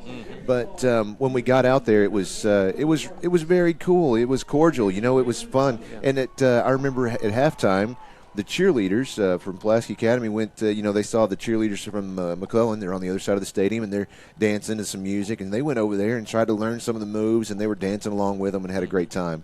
And, you know, the whole time I'm watching that, I'm thinking, you know, this is what student athletics are about, is bringing everybody together. You know, a little bit of friendly competition, but it's that first word that's most important, friendly. Yeah, friendly, yeah. And usually, most time, friendly is kind of hard to come by when you're really getting after it, butting heads with each other. Absolutely. One of the big statistics from tonight's game, coming into tonight's game, number 1, Trey Johnson, senior wide receiver for Pulaski Academy. He came into tonight's game with 991 receiving yards for the year. Okay. That's an impressive, and obviously just in the first quarter alone, he met that 1,000 mark. So that's quite easily. Yeah, easily. So with us this evening, we've got Johnny Wise. He's Wesley Wise's dad. He's here to talk to us. Tell us about how's Wes doing with his wrapping up his career. Oh, he's enjoying every minute of it. You know, as a senior, you know, you just go out and play your hardest. And you know, Wes has started for 3 years, and he just loves football. Absolutely. And of course, anytime, you know, you're playing McClellan, they're bringing their A game every time. Every time. They get psyched up to play us every time, and they bring, they play hard the whole game. They do. What does he do when he's not practicing football, playing football, thinking about football, watching football? What's he doing? Tell us about it. Well, he works on his race car some, but most of the time, like you said, it's football, strictly football. So give us the inside scoop. Is he play video games? Does he like horses? Does he watch TV? What? No, mainly, like you said, we're just basically, he plays football all the time, and then when he's not playing football, we're working on the race car, getting it ready to go. Wesley races the Southern Outlaw late model series, and anyway, that's what we do a lot of times. We're normally gone on the weekends. One thing I've noticed this year, I hadn't seen him play quarterback. What's up with that? Last year he did quite a bit. Well, they got we got another one up and comer that probably needs more touches than Wesley does. So. Okay. Yeah, Wesley's a senior, and the up and comer's a 10th grader or whatever. Braden Bratcher plays. He plays lights out, and you see he runs down there and tries to run over some of them kids that's like 3 times the size. I just love his heart. He just, he's a hard player. Yeah, he certainly is. Well, I can say this: I've enjoyed watching Wesley play defense linebacker. He's doing an outstanding job this year, and you really got to hand it to him for sticking in there and having a good year. Coming into tonight's game, he has 31 solo tackles, 1 interception. He's caused 4 fumbles, 2 fumble recoveries, and assisted in 165 tackles. Of course, that averages out to 4.9 tackles a game, which those are some pretty impressive statistics there. There are. He is. I found out today that he is a member of several different school organizations, including the Spanish Club, the Stock Market Club, which, I went to Conway High. They might have a stock market club, but if they do, I don't know about it. I didn't have it when I went to school there. Young Republicans and the Fellowship of Christian Athletes. Of course, the FCA does a lot of good work inside and outside the school as well. He's an avid hunter, I hear. Yep, he likes hunting. What do you hunt? Deer, rabbits, squirrels? Deer, yeah. Yeah. You name it, yeah, he you does. Name it. Yeah, he loves it. Imagine Dad's out there with him. He's outdoorsy. He don't like staying indoors. He likes it. He gets out and hunts and fishes and everything else. Okay. Well, good. Outstanding. Well, Johnny, thanks so much for joining us. We're going to go ahead and take a quick break. You're listening to PA Bruin Football on 96.5 FM, The Answer. Not too painful, right? Like our preacher said, he said, my first sermon, it's like, well, about 35 times.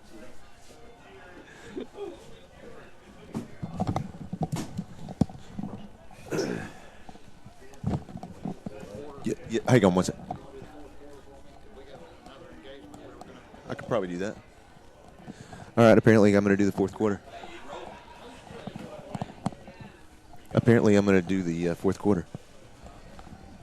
Jay's got to go. Yeah. News to me. Is that cool?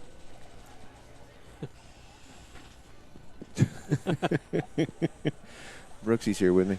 Yeah, I'll help him. He won't let me screw up. Not too bad.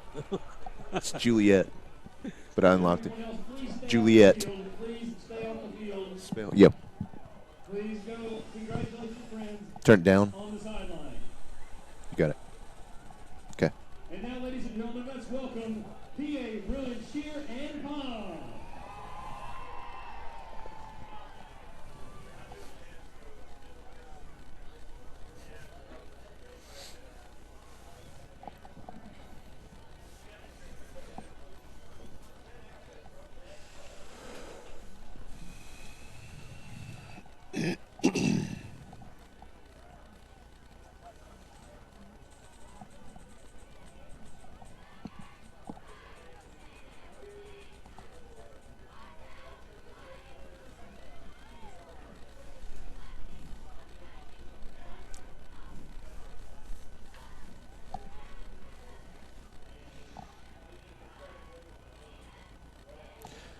Hi, Anthony Lucas.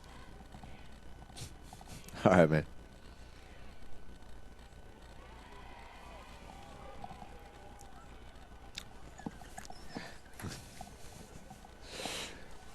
Go Big Blue.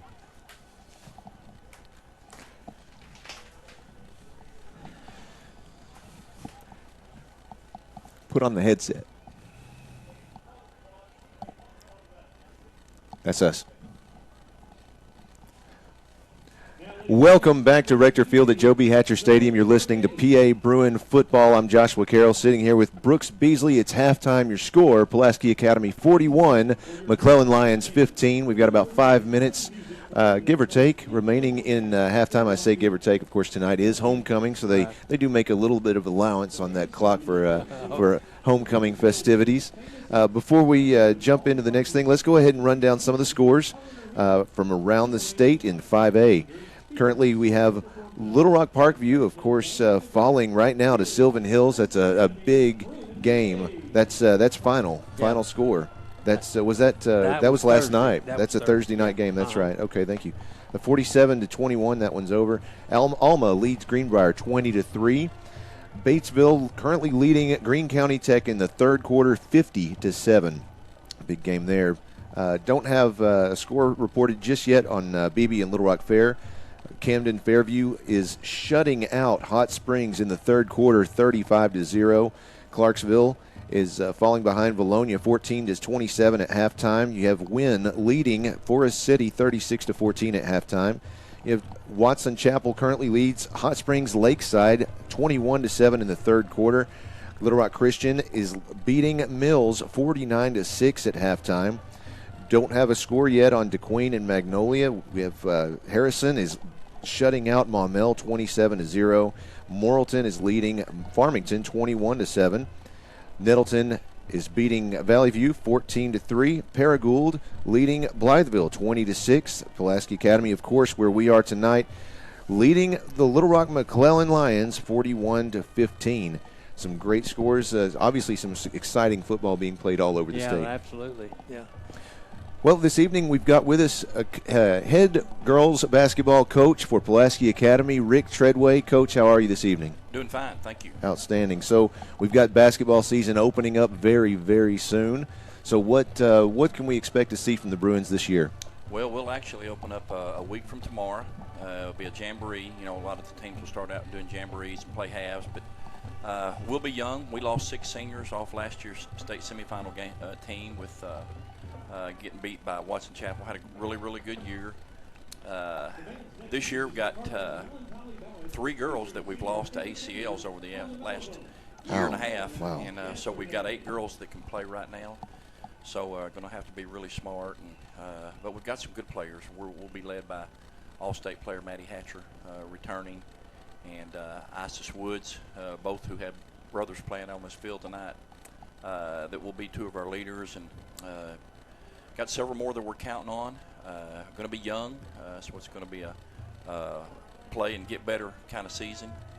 But looking forward to it. The kids are really working hard in off season and preseason, so I'm expecting good things from them. What are some of the things that have surprised you about some of the athletes that you have encountered here at Pulaski Academy?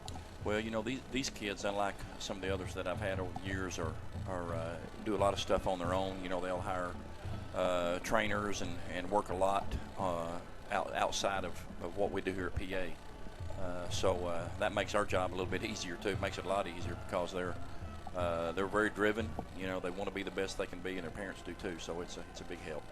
Well, so you've got a couple of seniors on the squad this year. Cameron DeMott, and is that right? No, that's no, last Josh, year. We actually this year we don't have any seniors. Oh, senior. Okay. The only one that we would have had tore her ACL, so we've got 4 juniors and 5 sophomores. They're all healthy. So must be looking at an older roster here. That's all right. I wish we did have those. Well, there have to be some benefits as well to having a younger team. You know, it's almost like you get the same starters for a couple of years if that's the case. Well, and that's, as a coach, you know, you have to be patient and know that this is it's not necessarily a learning or rebuilding year, but it is a year where you can look up and say, hey, guys, we're going to all be here this time next year. So let's play hard and get better and build on what we're going to do this season, and next year should be really special. Outstanding. Well, Coach, thanks so much for dropping in with us this evening, and we look forward to seeing them in action over here in the court. My pleasure. Thank you. Thanks, Coach. All right, well, let's go ahead and take one more quick break, and we'll come back with Pulaski Academy Bruin football. The Bruins leading 41-15. You're listening to Bruin football on 96.5 FM, The Answer.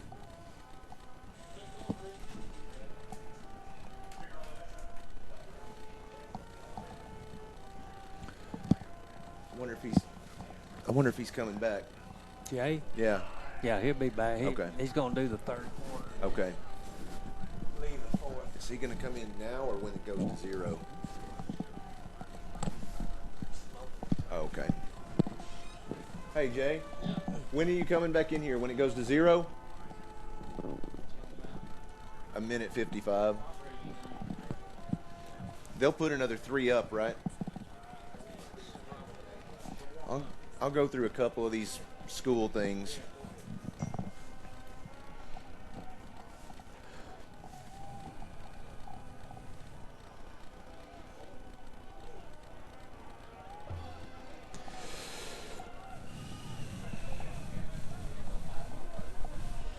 It's cold out there.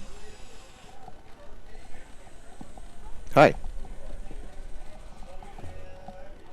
That never gets old. It never gets old.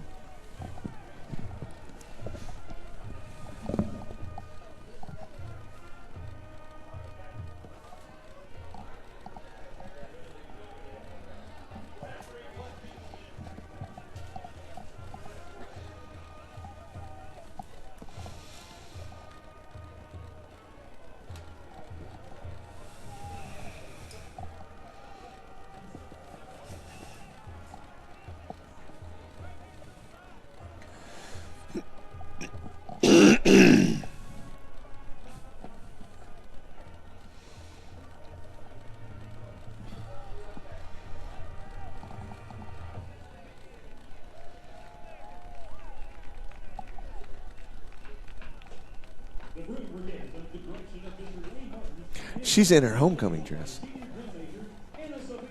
Right here, tuba player.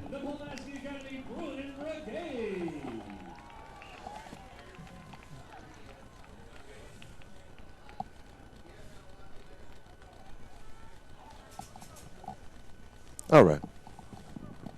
Here we go. Here we go. Here we go.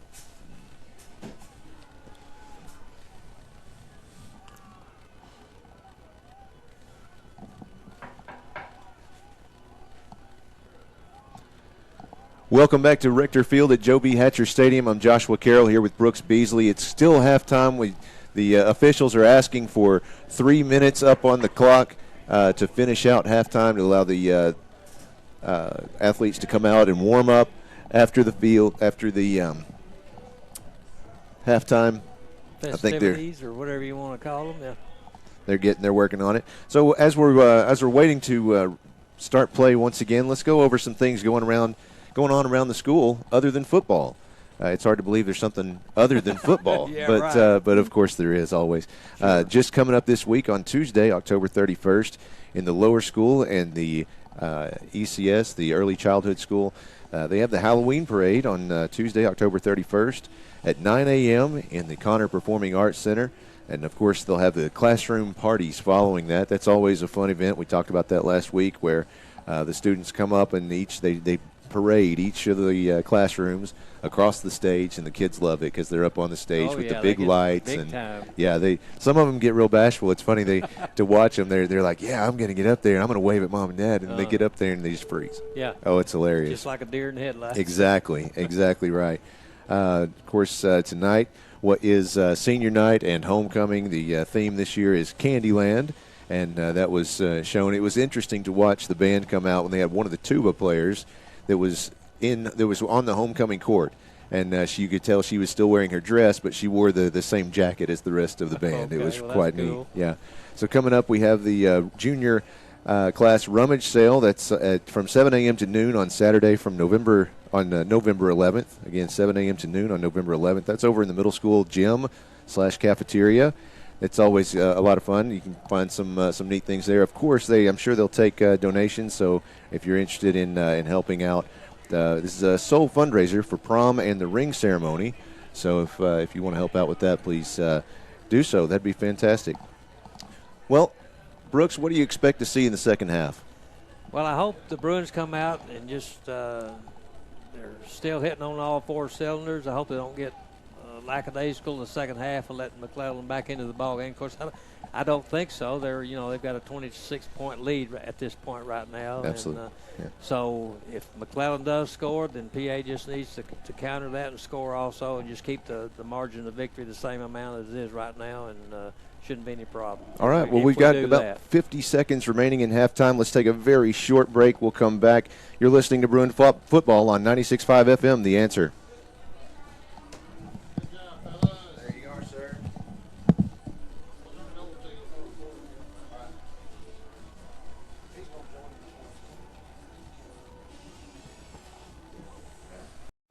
Receiver Nathan Biagioni is a quiet and determined competitor who is a true student of the sport. His understanding of the game has helped him to become a leader on the field, as evidenced by the fact that this year he has more than doubled his receiving yards. He also works hard off the field, serving as president of the engineering club and earning an overall 4.37 GPA. He has been accepted to Auburn University and is applying to others. Outside of school, Nathan is CPR certified, works as a lifeguard, and loves snowboarding. This offensive player of the game is courtesy of Peterson Sports Consulting.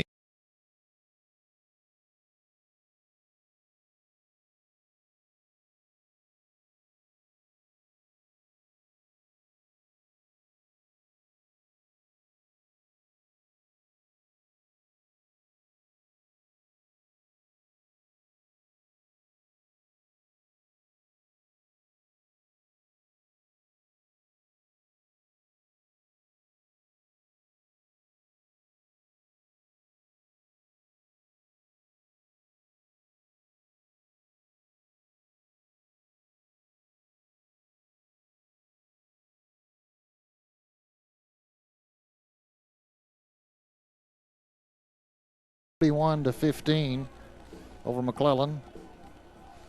Got a course of longer than usual halftime with homecoming court. This is homecoming and senior night. Hatcher has it laying flat on the tee at the 40, kicking left to right. I'd like to say hi to Fred McCulley, who's listening tonight. Old buddy, it's Dana Kelly's father, true Bruin fan. See if we can get him a win. Here's a little squibber onside kick that's covered by McClellan on the 50-yard line, and they'll be moving right to left. The onside kick is covered by number 14, Jeremiah Akins. Jeremiah Akins, sophomore, covered that for the Crimson Lions. First and 10 Lions.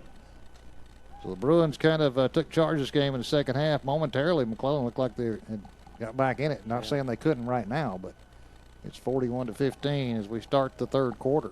A couple of quick scores would make a lot of difference right here. So the Bruin defense needs to turn them back again. Benny Kemp, the quarterback, running back behind him on first down. Hands it off up the middle, not much room, maybe a yard to the Bruin 49, and that's it. That was Campbell who tried the middle. Thomas Wheelis, Isaiah Woods there to stop up the hole. So second down and 9 at the Bruin 49. Benny Kemp in a shotgun this time, has a running back off center to his right. Quick pitch to the right, caught at the 50, the 45, down to the 40 on the McClellan sideline and knocked out of bounds. Inside the 40, that'll move the chains. They're going to say Lair went out of bounds at the 40 or at the 38. So that's a first down. Like Zach White ran him out of bounds. The ball is spotted at the 38-yard line, first and 10 Lions. So Kemp ready to receive the first down snap from the Bruin 38. As a man in motion. He's going to keep it. No, he's going to hand it off to him in a big pile up after a gain of about 2 or 3. I tell you what, if Benny Kemp would have kept that football, he could still be running. I'm sure the coaches saw that. Yep. They might do that next time. That was just a jet sweep there. Took it down to about the 35. Gain of 3. The second down and 7. Second and 7. Need to get to the 28 for a first down. Ball's on the 35. Just underway second half. McClellan's first possession. Kemp at quarterback. Hands it off, running left this time, and the Bruins bottle it up as he tries to turn the corner and can't find any running room. Gets back maybe to the line of scrimmage. I think he lost maybe a half yard. Jake Terry on the tackle. Thomas Wheelis. So it's 3rd down and 7. You know, I'm surprised we hadn't seen that much of Benny Kemp running the ball. He's kind of their bell cow. Yeah, he is. Well, here's a 3rd and 7 from the Bruin 35. Kemp with the running back off to his right. Rolls to his right. Looks to pass. Now he still has it. Looking to pass. Throws deep in the back of the end zone. It's going to be, let's see, that's a battle, and McClellan comes down with it. That was a battle for who's going to come up with a football in the end zone. And McClellan came down with it. Kyrie Lair in the back of the end zone. Well, they both had their hands on it, but McClellan came away with it, and that's a quick touchdown. Less than 2 minutes. Zach White was on the coverage there for the Bruins. 41-21. Just didn't come down with it. But. So McClellan looks like they're going to go for 2. Down by 20.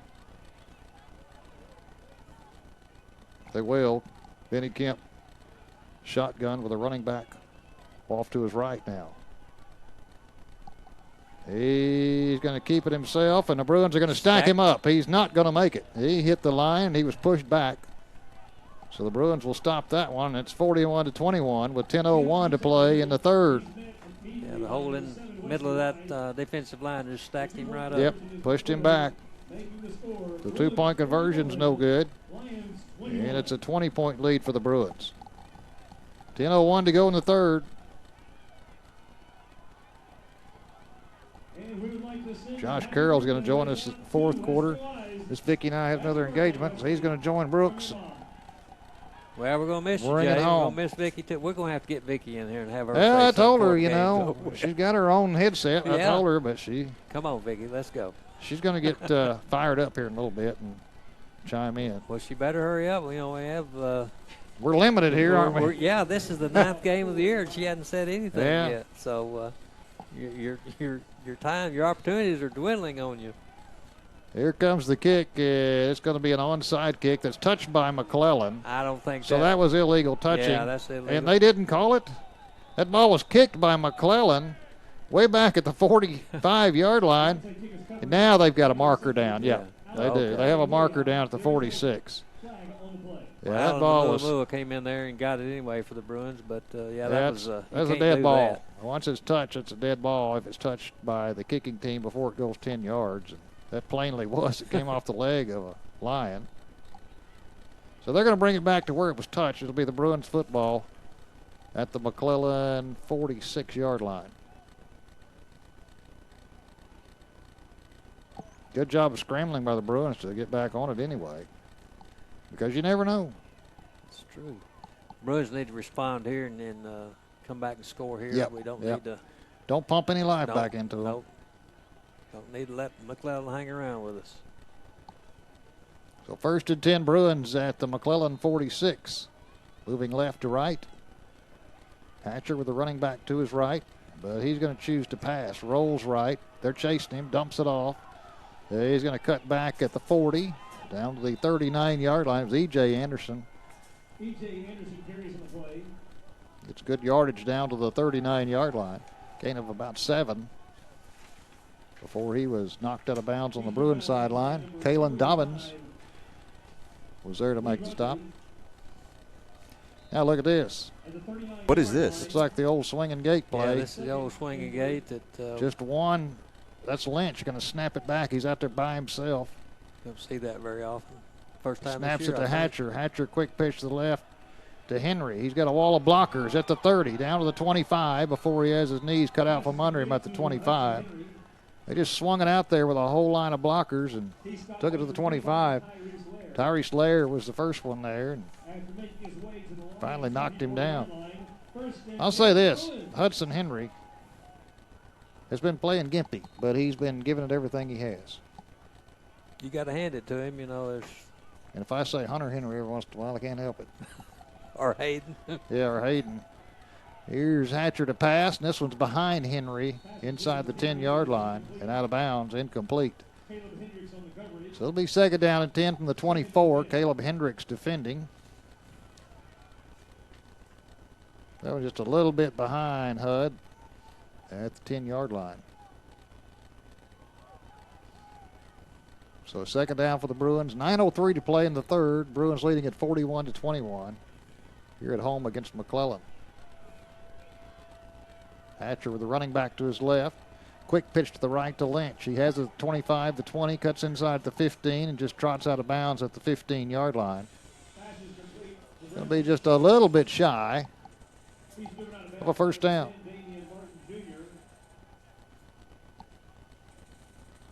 Going to mark at the 15, need to get to the 14 for a first down.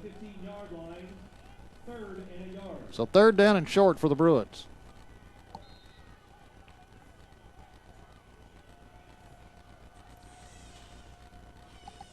Hatcher has it, hands it off up the middle. EJ has the first down and more to the 10. EJ inside the 10 to, we'll see where they mark it. At the 7.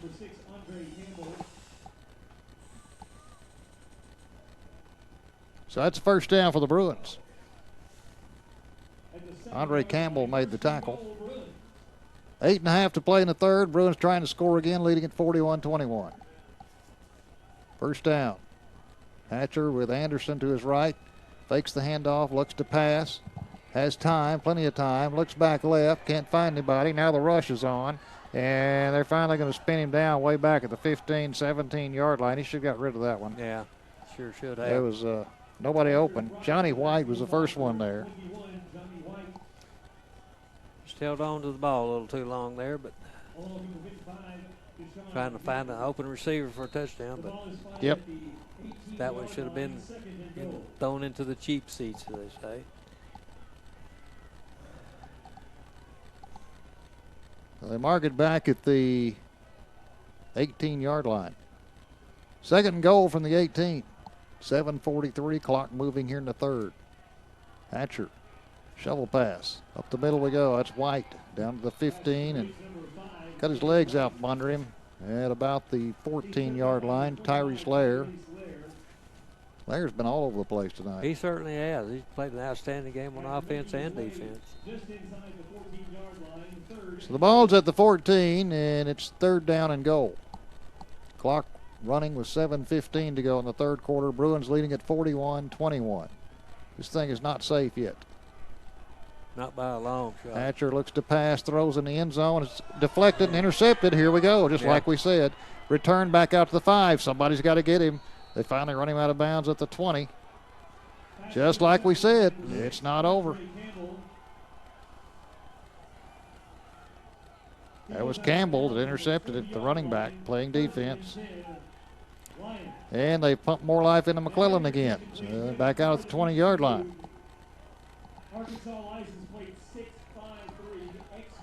6:58 to go in the third. Bruins leading at 41-21. And they're just a big play or two from being right back in it with the momentum. They score here, well, that'll be 2 scores for them and none for us in the second half. Benny Kemp under center. Hands it off up the middle. There's a scrum, and there is a fumble, and the Bruins have it, and they're returning it. They're returning it to the 10. Still trying to get him down at the 7-yard line. Was that Isaiah? Yes. Big Isaiah came up with it, and he just moved the scrum down to the 7. Boy, you talk about a big break there. Whew. That's a big break that could turn things back around in a hurry. We certainly needed that. I saw Benny Kemp running back to the pile up, and I thought there must be a fumble. About that time, Isaiah came out of the pile with it running. I thought he was off to the races. So a big opportunity for the Bruins here as they have first and goal at the 7-yard line. They need to punch this thing in there. 41-21, Bruins leading it by 20, and they have another opportunity thanks to a takeaway by the defense after the Bruins just turned it over. Little shovel pass to Lynch, running left, cuts in at the 5, back outside. He's going to be, let's see, he reached for the pylon, but they're going to say he's out of bounds at the 1. I don't believe him. Yeah, he's out at the 1. Out at the 1 yard line on the far side. So it'll be 2nd and goal from the 1. Inside the 1. I mean, just a foot away from the goal line. 6:38 to go in the 3rd quarter. Pulaski Academy leading McClellan 41-21. Looking for a little more. Hatcher hands it off up the middle. Touchdown. Easy touchdown that time. Trotting into the end zone with Mason Cobb. Yeah, he didn't have a bit of No, trouble he there. just looked around and found an opening, walked right through it. And that's a big switcheroo right there, I'm telling you. Big Looked like time they had the switcheroo. football and had a chance to get back in it and fumble, and the Bruins come up with it. On their 2nd time around, they score. First time they turned it over. 47-21. And they're huddling up like they're going to go for 2.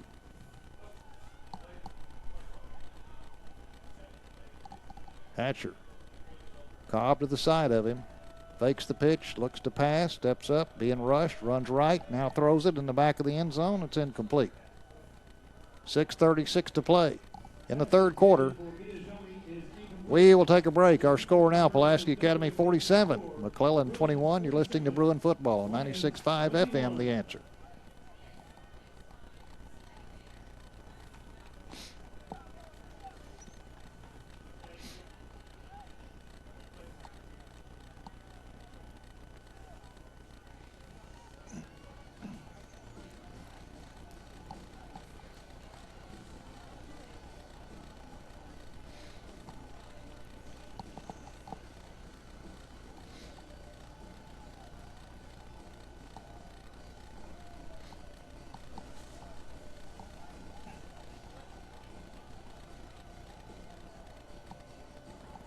Well, the Bruins have kicked away from left to right.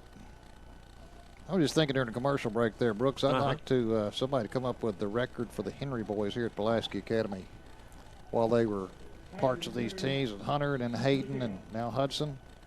They didn't lose. They haven't lost too many combined, I'll tell you that. No, they certainly haven't. I'll investigate that and look at it. There's a high hopper onside kick, and this time it's covered by McClellan.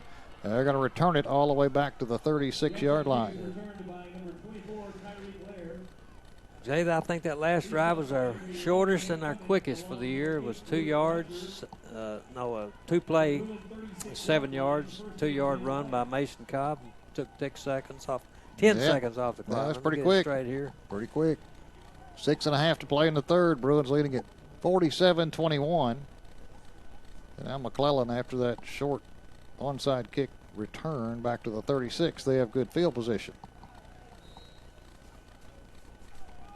Benny Kemp in a shotgun. No, he's under center. He's got Campbell behind him. He's going to hand it off to Campbell, and Campbell gets not much, maybe a yard, down to the 35. Isaiah Woods there on the tackle, along with Ephraim Sue. So that'll be, they're going to say he got right to the line of scrimmage, and that's it. I think our program needs to be a little updated here for Matthew Hugg. It shows he's a sophomore, and he's 5'1", and he weighs 125 pounds. Yeah. And he's playing defensive tackle. Now, I don't think No. that's correct. Oh. Well, they are going to give him a yard after all, the 35. So it's 2nd down and 9. Kemp back to pass. Short drop. Looks, he's in trouble, and he's going to be swarmed under at the 45-yard line. He had a short drop. And by the time he danced around a couple of times, like Muhammad Ali, he was decked back at the 45. Isaiah Woods came crashing in. And here comes another coach on the field. I don't know what we're doing here. He's going to come halfway out. Give the signal into the quarterback. Give the play into the quarterback. They're going to mark it to 43. Need to get to the 26. So 3rd down and long for McClellan. And McClellan has called a timeout. 5:12 to go here in the 3rd quarter. Well, you knew that when we talked about this, if the Bruins could get a couple of scores up and make McClellan chase them. Be in a lot better shape, and that's what's happened starting in the second quarter. And the Bruins have opened it up to 47-21, a 26-point lead with 5:12 to go here in the third quarter. Just need to keep as a pedal to the metal and take care of business tonight and ended up possibility. Well, next week if we win that game, which we theoretically should, we win the conference and be the #1 seed. Well, the Bruins are hoping to be able to stay at home for the playoffs. Of course, every team out there is hoping to stay home for the playoffs. But you have to earn that on the field, and so far the Bruins have done that, and they could do it by bailing this one down here in the third and fourth quarter. Here's a third and long. Ball's at the 43. Need to get to the 26 for McClellan. Kemp with a running back off to his right. Looks to pass. Rushes on. Throws it out there, and this is going to be caught at the 12. A good job of adjusting. The defender kept running, looking at the football, and the receiver stopped and came back to it. Adjusted and made the catch. Zach White on the coverage. Tell you, the Bruins have been burned on that quite a few times this year. Yeah, they have. That deep ball. First down at the 13. Big play for the Lions. Kemp going back to hand it off to Campbell. This time he gets inside the 10 down to the 6-yard line. Wesley Wise on the tackle for the Bruins. Now the Lions have another one down. Maybe Campbell. He looked like he was grabbing that leg after that play. Yeah, that was Campbell number. It looks like a cramp. The 6-yard line, second and about 3. So a gain of 7 gets him down to the 6. It'll be second down and 3. The clock stopped as they're trying to straighten his leg out of that cramp. 4:46 to go in the third quarter. Bruins leading at 47-21, but not able to put McClellan away yet. Every time you think here's the opportunity, McClellan comes right back. That time it was a long pass. Well, they're going to have to help him up in a minute. They finally do. He's cramping up, holding that right leg behind him as he hobbles off the field to the sidelines.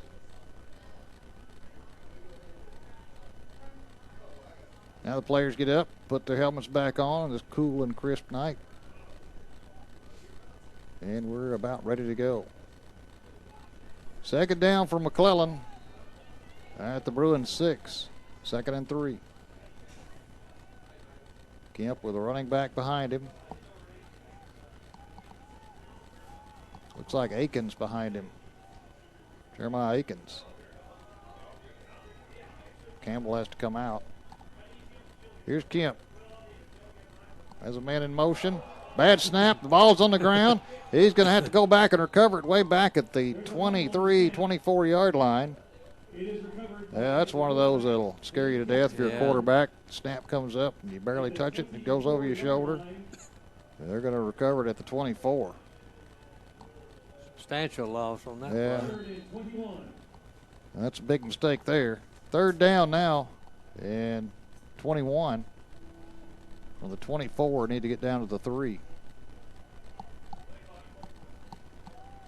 Clock running under 4 minutes to go now in the third.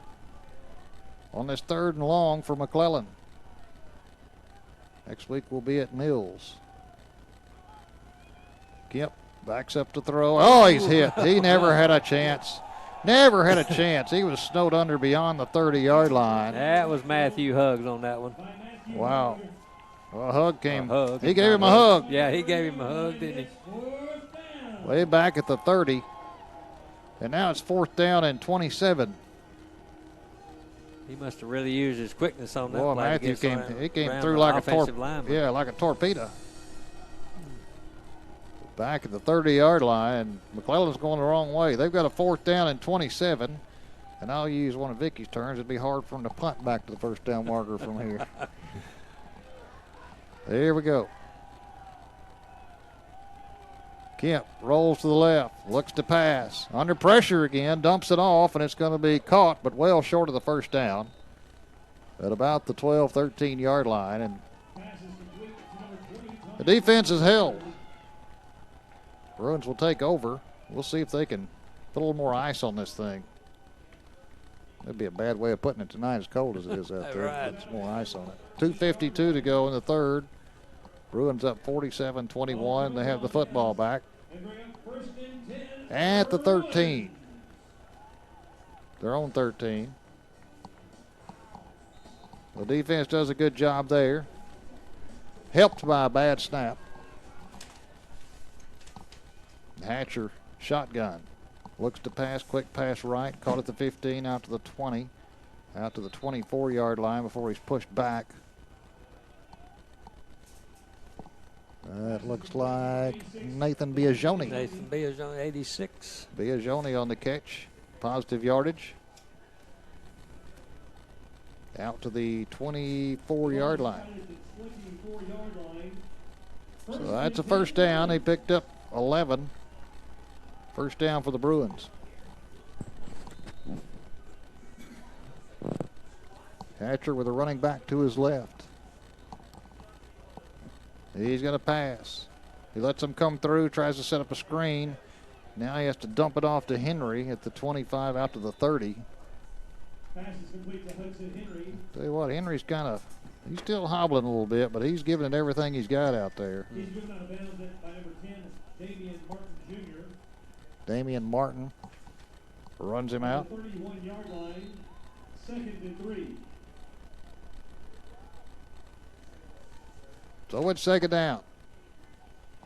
Hatcher hands it off this time to Bratcher. Trying to find some room. There's not much there. He gets across the 30 and he's banged out of bounds at the 33-yard line. He got a couple. Bratcher runs tough. He's Yeah, he does. He can take a licking. Yeah. He can give one too, I'll tell you. So he's going to be about a yard shy of the first down, 3rd and short at the 33. Need to get to the 34 for a first down. Tyler Ashford was on the tackle for the Crimson Lions on that last play. Hatcher alone in the shotgun on 3rd and short. He's looking to go long. Waits, throws, has a man Lynch. This ball is overthrown at the 20. Lynch was about the 24, and the ball landed at the 20. So now it'll be 4th down and short. 4th and about a yard, but there is a penalty flag down. And let's see. This may be going against McClellan. We'll wait and get the signal from the official. Would have been 4th and 1, but there's a flag on the play. Now they're sorting it out. And it's going to be face mask against McClellan. 5-yard face mask. Got it their hand up in the face. And that's first down for the Bruins. That'll move the chains out to the 38-yard line.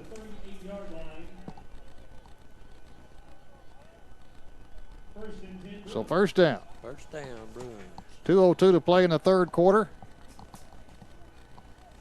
Bruins right now in command, 47-21. They'd like to run the rest of this clock out and get to that fourth quarter with a big lead.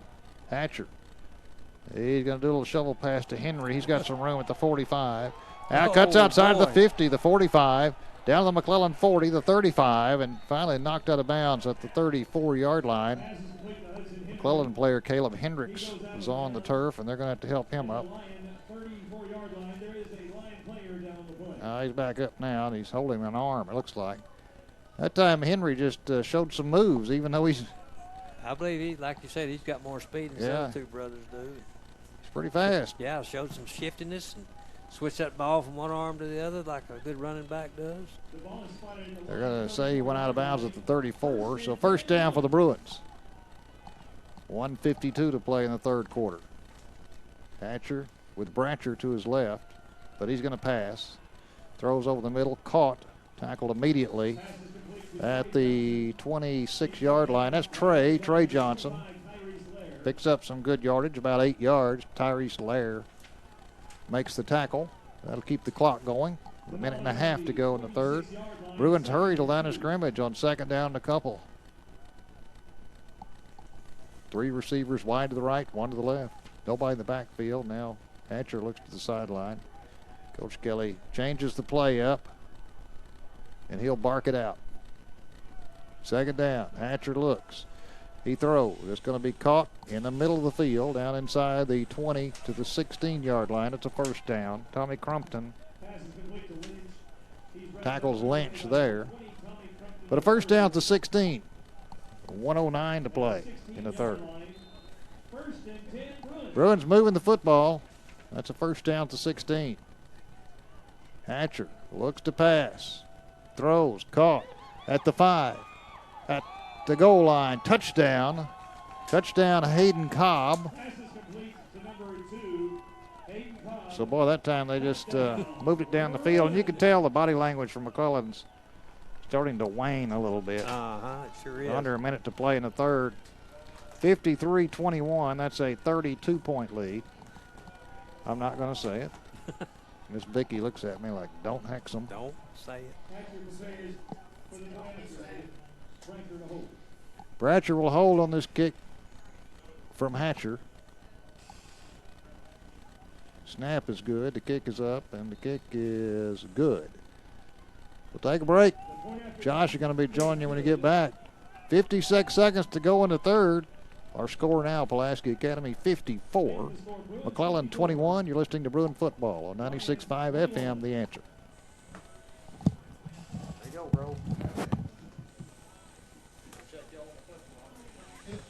Y'all be well. Don't listen too hard. Well, this will be fun. We'll get through it.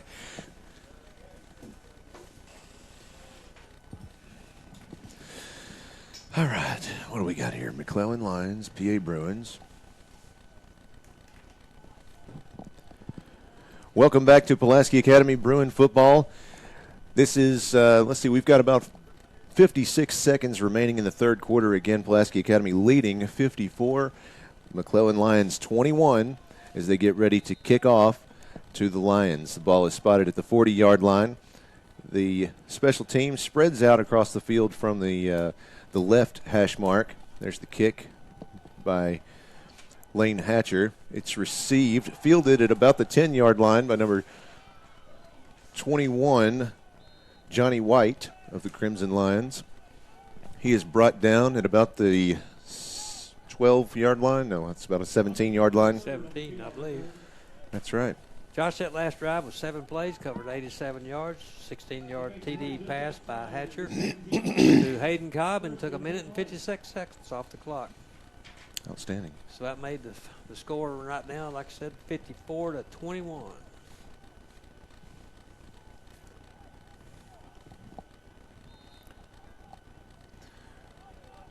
Bruins spread out the offense, or excuse me, the defense there. The Crimson Lions are set up at the 17-yard line. There's a flag prior to the snap. Dead ball. Illegal procedure. Offense. They'll move the ball back 5 yards, place it about the 12-yard line, and they'll try it again. It's first down, 10 to go on the 17-yard line. Again, this is the third quarter, about 55 seconds remaining in the quarter. I told Jay earlier in the game, that's my head referee is Mr. Bobby Crawford. You can tell his voice from anywhere. He's really a neat official. He is. Very distinctive. Absolutely. So there's the snap. Handoff is complete to number 6. That's Jaden Nash, wide receiver for the Crimson Lions. He is stopped at the line of scrimmage, probably gained about a yard. Ball will be spotted at about the 13-yard line, second down. On that last play, I believe Brooks Walton came in and tripped him up, grabbed him around the ankles.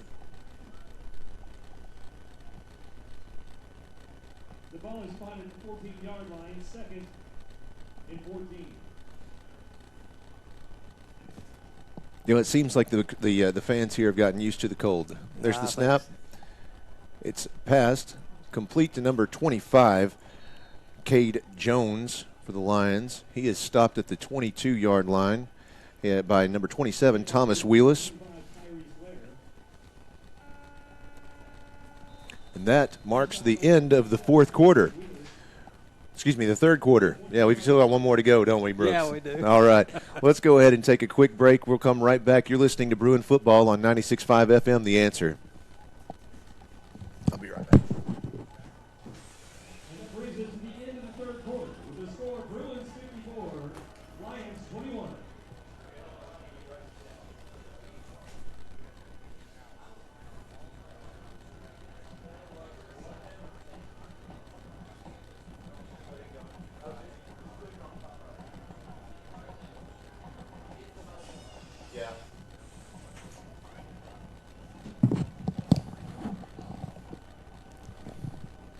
What do we talk about when we come back, Brooks? Huh? What do we talk about when we come back? Not a whole lot. That makes two of us. Zach, what do we talk about?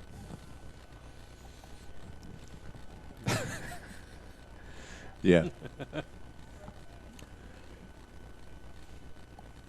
We're on a mercy. Oh.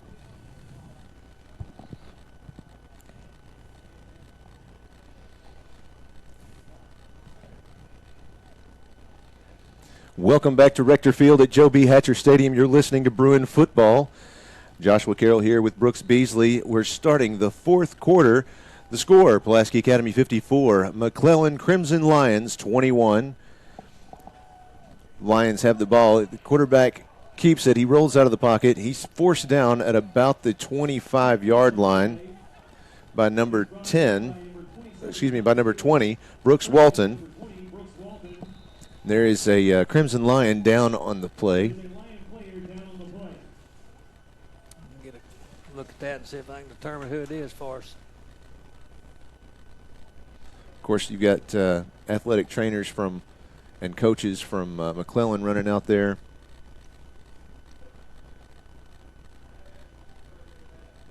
All the Bruins take a knee. Guys, I guess let's go ahead and take a break real quick. We'll just come right back here shortly. Again, you're listening to Bruin Football on 96.5 FM, The Answer. I don't know. He's just down, not moving. Go ahead.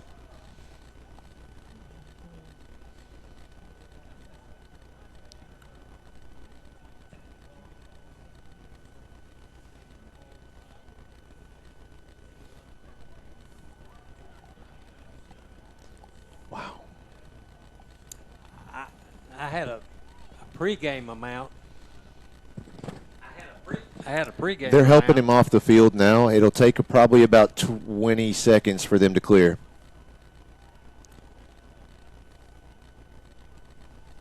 Make that 10. All right. 67.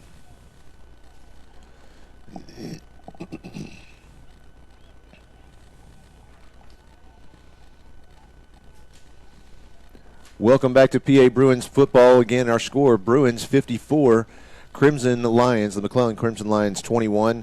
The injured player there shaken up on the play, that was number 67, senior Jamarius Norris, 6'2", 285. That's a big fella.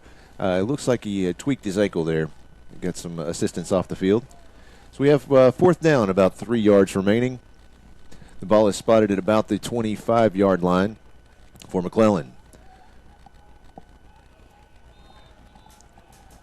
Prior to the snap, there's a flag on the play. Here, Chris Amsler there.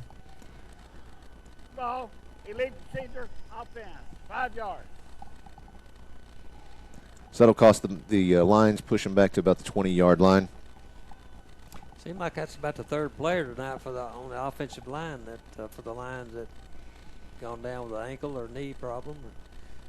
They're going to run out of linemen before the game's out. I Right. imagine.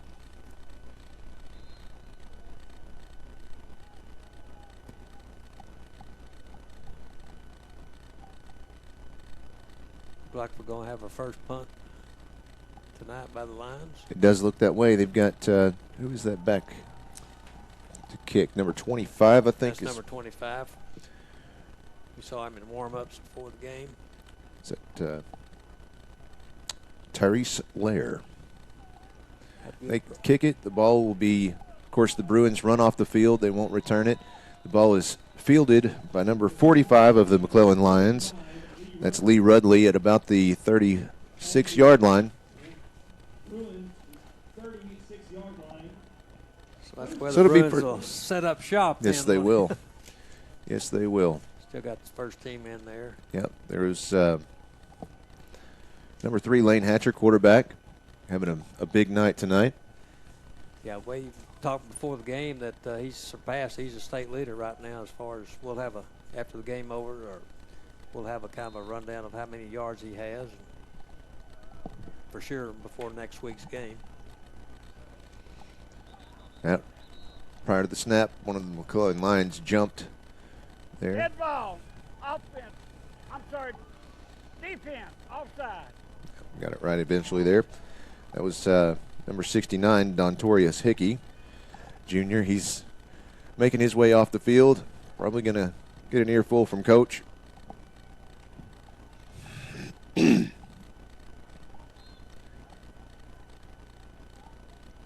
So the Bruins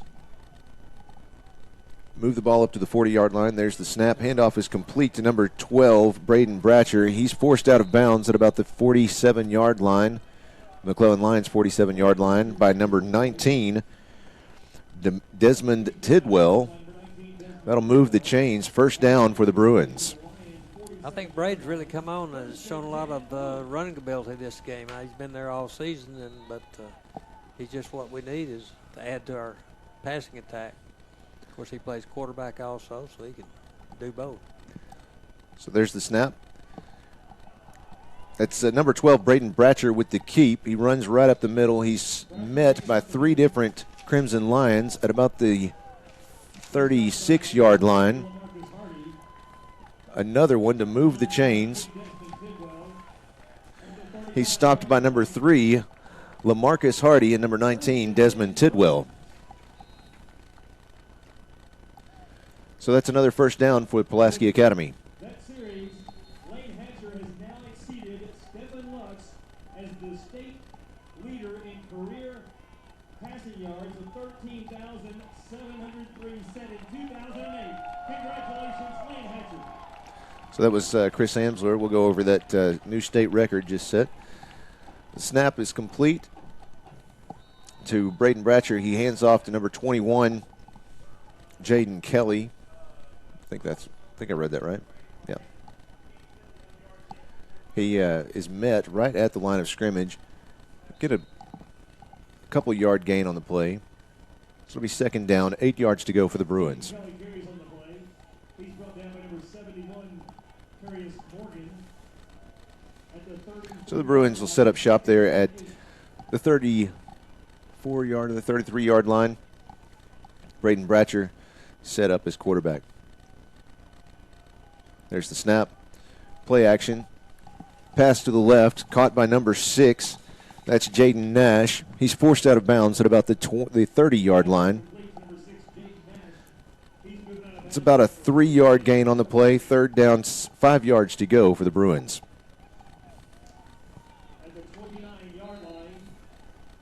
The referee for the third consecutive play is asking the scoreboard operator to run that clock. Run it. So Braden Bratcher scrambles out of the pocket to the left. He's run out of bounds at about the 15-yard line. He had number 8, Benny Kemp III, staring him down, and he opted for the sideline at that point. Now, this is one aspect of the ball game. Braden's, if something's not open, he has a little bit more of a tendency to take the ball and run with it as opposed to what Lane has been doing during the year in addition to our offense. So there's the snap. Number 21, again with the carry, Jaden Kelly. He is brought down by number 45 at the 20-yard line. That's, let's see, number 45 is Lee Rudley, senior for the Crimson Lions. That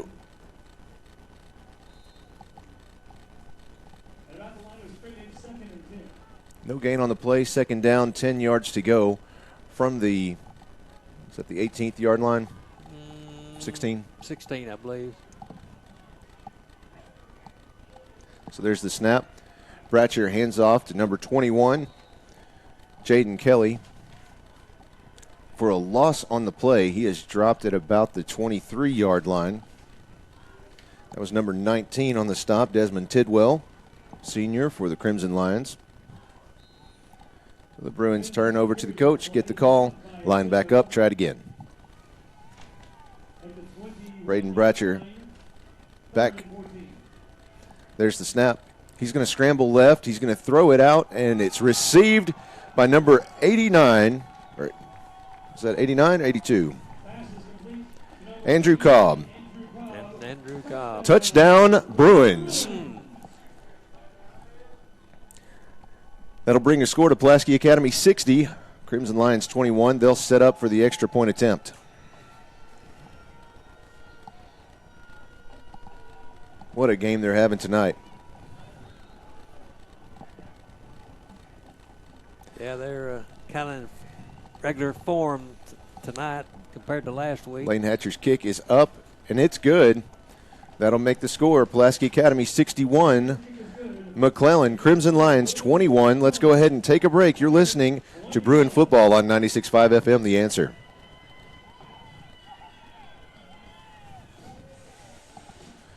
.809. Why are they not rolling the clock?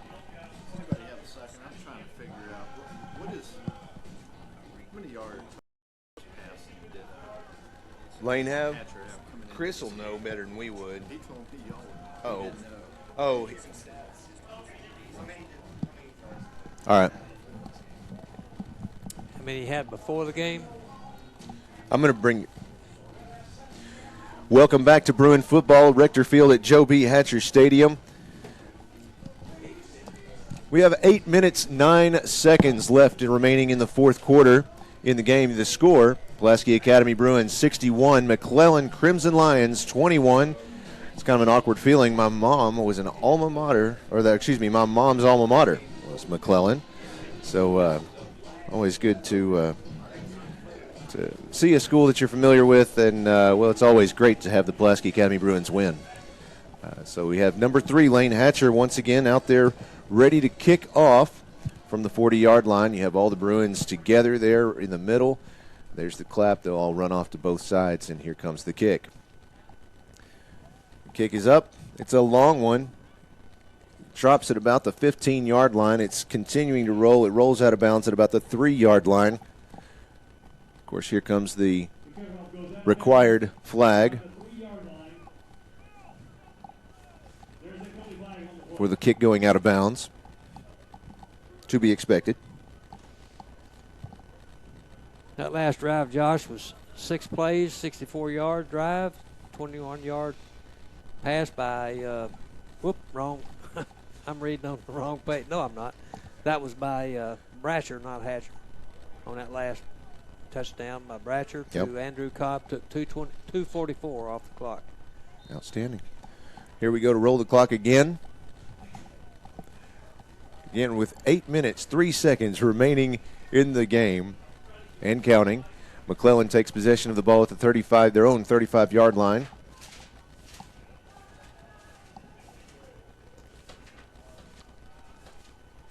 There's the snap. The ball is running. It's number 6, Andre Campbell with the carry. He runs all the way up the right side of the field. Touchdown, McClellan Lions. He ran right through the defense. It looked like they thought they were expecting a pass. Oh, okay. Well, I was looking through my notebook for some more. Yeah, the Bruins were set up, looked like they were expecting a pass, and then he just ran right through them and cut up the right side of the field and made it look kind of easy, honestly. Well, it looks to me like they got the second-string defense in there. So sure. Anyway, they deserve to get played. They practice all year long, and so they cherish the minutes that they get. Absolutely, and it's worthwhile. You know, they get some snaps now, and it's going to help them out coming up. Sure. So here comes the extra point attempt. They're going to try for 2 points, and snap is carried by number 25, Kyrique Lair. See if I can get that out. He runs it in. The 2-point conversion is good. So your score now is Pulaski Academy 61. McClellan Crimson Lions 29. We'll keep it right here.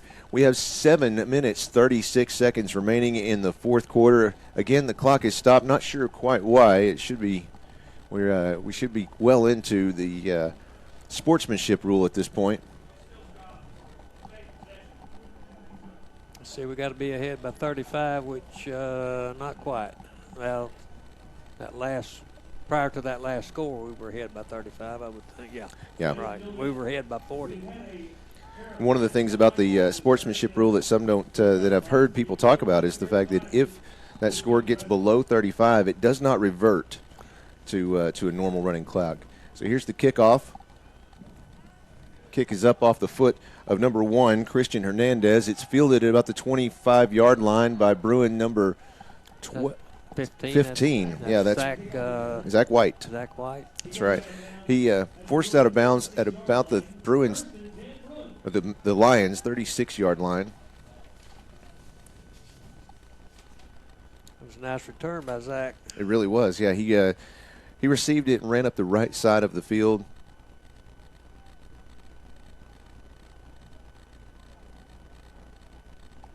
So here comes once again number 12, Braden Bratcher, junior, serving as quarterback for this series.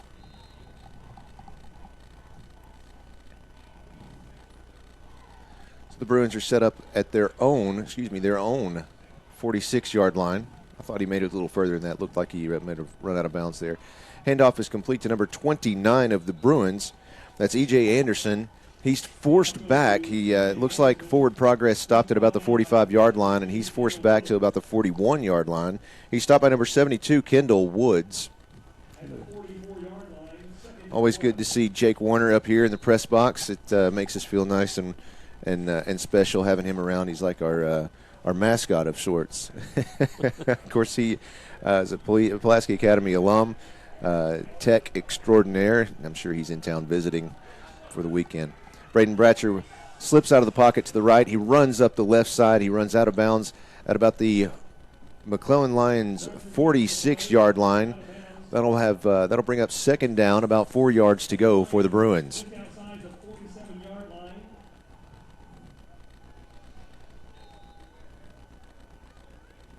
Have some defensive exchanges for the Crimson Lions. Plays getting called in for the Bruins. Third down. I think I said second down a second ago. Third down, 5 yards to go for the Bruins. Bratcher, quarterback. He receives the snap.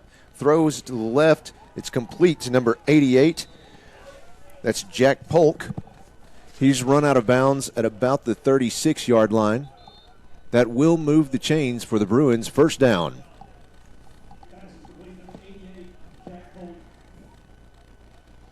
Getting to see some of the other receivers in the ball game tonight for the Bruins. It is always good not only to see them, like I said a moment ago, see them get some action, get those reps. There's the snap. Handoff is complete to number 29, E.J. Anderson. He's met by number 50. That's Nathan Cooper, McClellan Lions, at about the 31-yard line. It's a 4-yard gain on the play. Second down. Oh, they're going to move the marker on me. So that's a 5-yard gain on the play. Second down, 5 yards to go for the Bruins. There's the snap to Bratcher. Handoff is complete to number 85. That was smooth. Yeah, Mason Cobb on that carry. That's about a 4-yard gain on the play.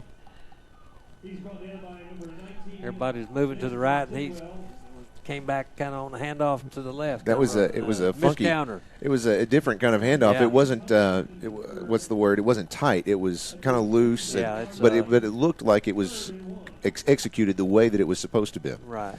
It was really neat to see.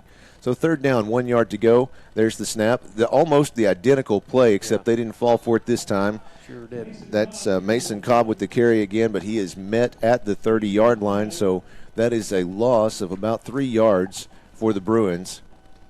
They run the same play again, and he is stopped this time by number 60, Zevon Berry. And Nathan Cooper also. And Nathan Cooper. Zevon, okay. Zevon. So here we are, 4th down, about 4 yards to go. There's the snap. Bratcher passes to the left. Oh, is incomplete, looking for the flag. There was lots and lots of hands all over that intended receiver, who was number 17, Brandon Perkins. Yeah, it was in and out but of his hands there. he is not going to get the flag he was looking for.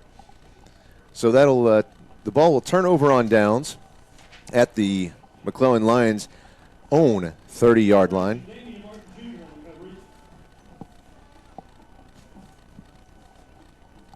We have 3 minutes, 54 seconds remaining in the fourth quarter. The score is Pulaski Academy Bruins 61, McClellan Crimson Lions 29. The clock is awaiting the handover of the ball. All right, it's spotted at the 30-yard line. Officials have whistled it in. There's the clap. Handoff. Handoff is complete to number 6. He's making his way up the middle, over to the left side of the field. He's being forced out of bounds by number 43 of the Bruins. That was number 6, Jaden Nash with the carry, forced out of bounds by number 43. Excuse me, I said that wrong. Number 6, Andre Campbell with the carry, forced out of bounds by number 43, Grant Pignio. That's a pretty substantial Pino. pickup, wasn't it? Pino. Pino.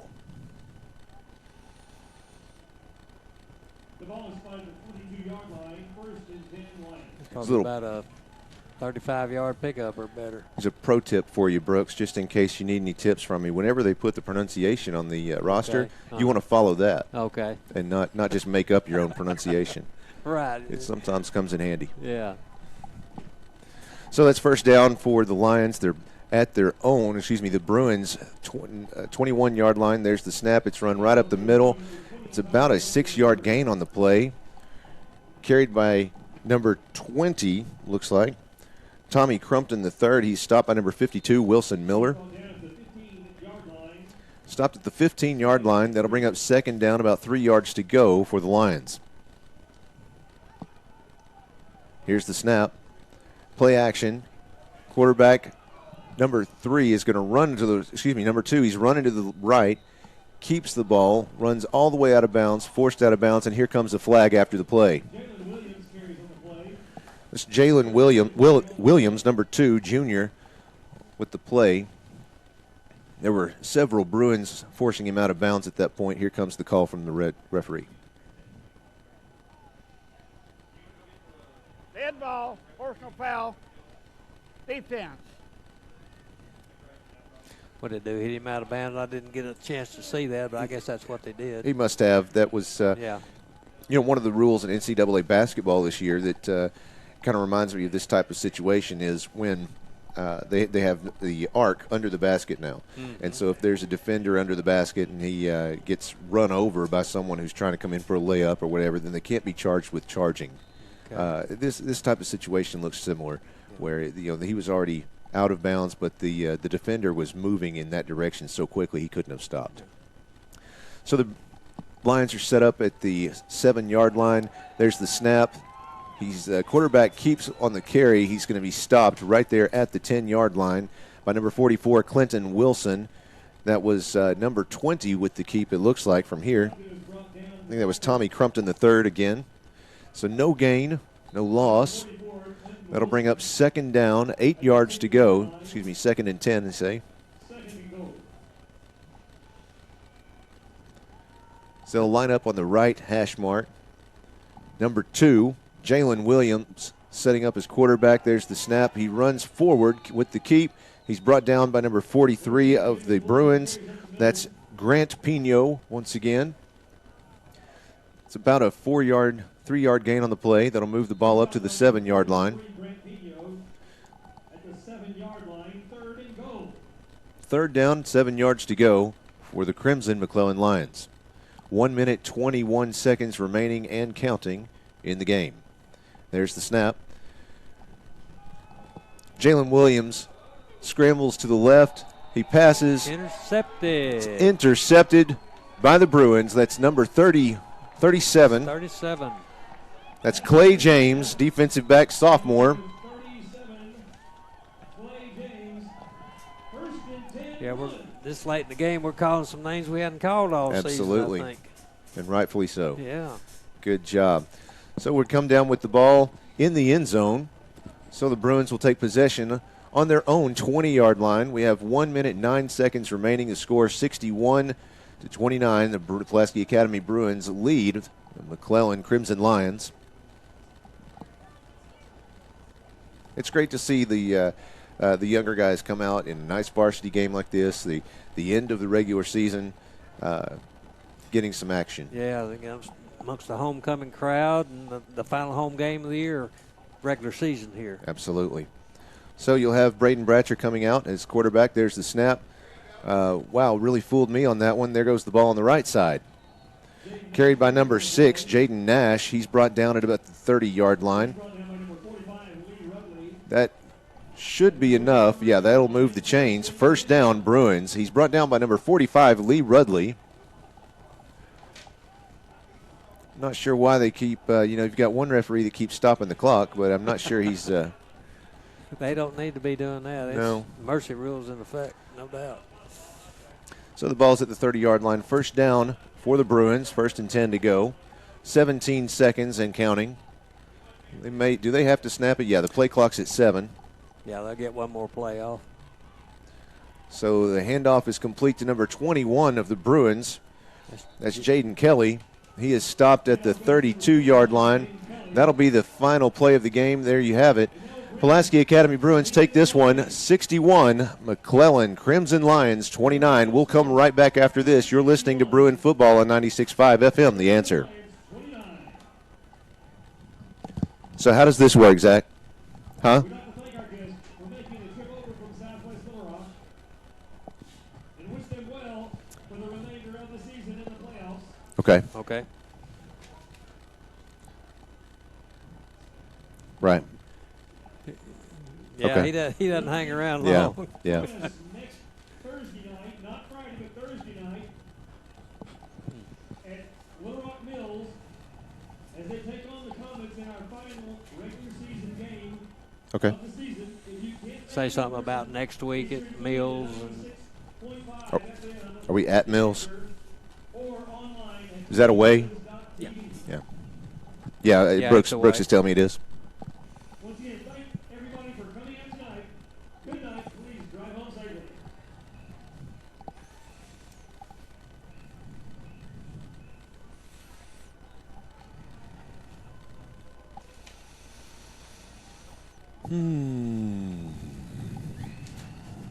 Okay.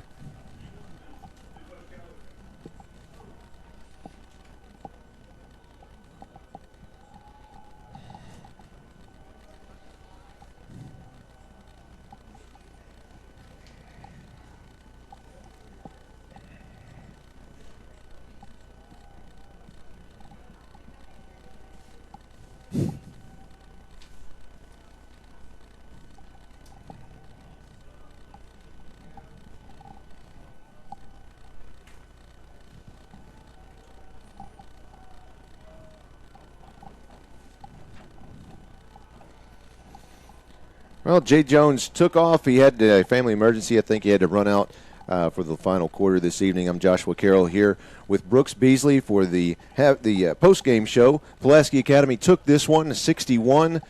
McClellan Crimson Lions, 29. You have the team is huddled up out there around Coach Kelly to hear his post-game comments. Brooks, tell us about the game. How did we get here? Well, I think the first quarter it was nip and tuck. We were only at the end of the first quarter. It was 12-7. And then we kind of broke loose and kind of widened the gap out. And at the end of the second quarter, for halftime, it was 41-15. So the second quarter was the main part of the game that I think that was the deciding part. And then at the end of the third quarter, we expanded the lead just a little bit. It ended up being 54-21. And then, of course, our final score ended up being 61-29. And it was an outstanding game by Hatcher. I think reviewed my information that I have here, and I think he had 5 touchdown passes for the ball game, and like we mentioned earlier, he's already surpassed Stephen Lux as far as the overall state champion or state leading passer. That's incredible. State record. Absolutely and, incredible. If a couple of things happen, if he stays healthy and no injuries or everything, and we make it all the way through the playoffs, which hopefully we'll keep our fingers crossed that we do, that he should surpass the record and have somewhere in the neighborhood of 15,000 yards, which is, just phenomenal. Wow. Well, I know Coach Kelly is getting ready to talk to the team. He's got a couple of reporters lined up, so I don't think we're going to hear from him this evening. Next week, Pulaski Academy will go to Mills. Little Rock Mills. Little Rock Mills. Mills Comets. Comets. Yeah. And Josh, it just seemed like the other day you and I were going to Sand Springs, Wow. Oklahoma, and here it is, the last final game of the regular season. And, Yeah. seems like we come to the games on Friday. Next thing you do, turn around, it's Thursday, and hey, tomorrow's Friday again. It's ready. And it's really roll right along. And that's one of the things for me. Football season is just too short. Yeah, it is. I think we need to add a couple of months to the winter season. Of course, you don't want to do it in the middle of the in the summer, but no, it'd be too hot it's a good time. Well, let's go ahead and close it out. We'll see everyone again right back here, 96.5 FM next week when Pulaski Academy heads to Little Rock Mills to take on the Comets. Once again, your final score from Rector Field at Joe B. Hatcher Stadium: Pulaski Academy Bruins 61, McClellan Crimson Lions 29. You're listening to Bruin Football on 96.5 FM, The Answer. Thanks, man. We're out. All right, you too, bud. Are you too?